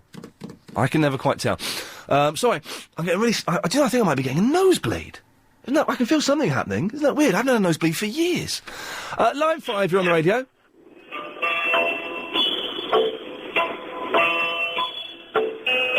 This is Neil Diamond, isn't it?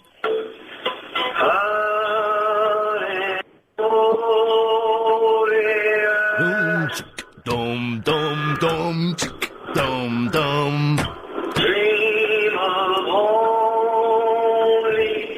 Keep going, my pen's just blown up. You'll have to go with it, I'm afraid. I know it's not great. There we go, back.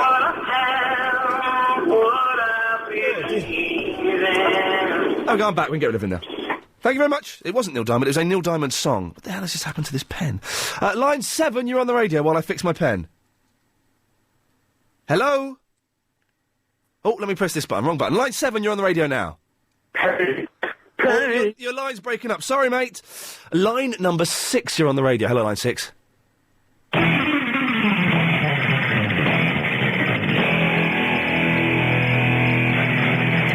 Wow! What the hell is this? Come on!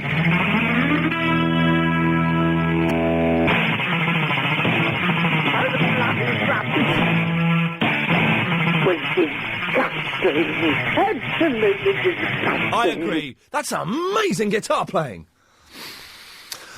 Line 6 is on the radio. Hello, line 6. Ian, it's Helen in Southgate again. Hello. Did you enjoy my song yesterday? Which was your song? The Gene Simmons Driver one. £2 a lager and a packet of crisp, please. Oh, yes, I did enjoy that. Thank you very much. Line number 7. Come on. Let's make the last minute and a half cracking radio. Line 7, you're on the radio. Dalle tu cuerpo alegría Iain Lee. Start at 3, it ends at 6:30. Dalle tu cuerpo alegría Iain Lee. LBC. Oh! That's the Macarena song, which I believe is copyright and owned by Mike Mendozoff. Line 6 is on the radio. Hello. Hello, you're on the air. Boy, Lee, you did tomorrow ain't late, yeah. What are you talking about? Why are you coming on the air trying to confuse some of the older and more simpler listeners we have? The calendar on my phone finishes today, then it goes to March the 1st. Do you know what I suggest? I suggest you get a decent phone, mate. It's a Nokia. Yeah, well, I suggest you get a better Nokia, mate. Just because it says it on your phone, maybe your phone ain't set proper. I don't think that. Line 4, you're on the radio. Sometimes the snow comes down in June. Sometimes the sun goes round the moon. I see the passion in your eyes. Yes. Sometimes it's all a big surprise. Yes. 'Cause there was a time when all I did was wish you tell me this was love. It's not the way I hoped or how I planned, but somehow it's enough now that we're standing face to face. Thanks so much for that. We'll see you back tomorrow at 3. This show is completely... If Iain Lee in any way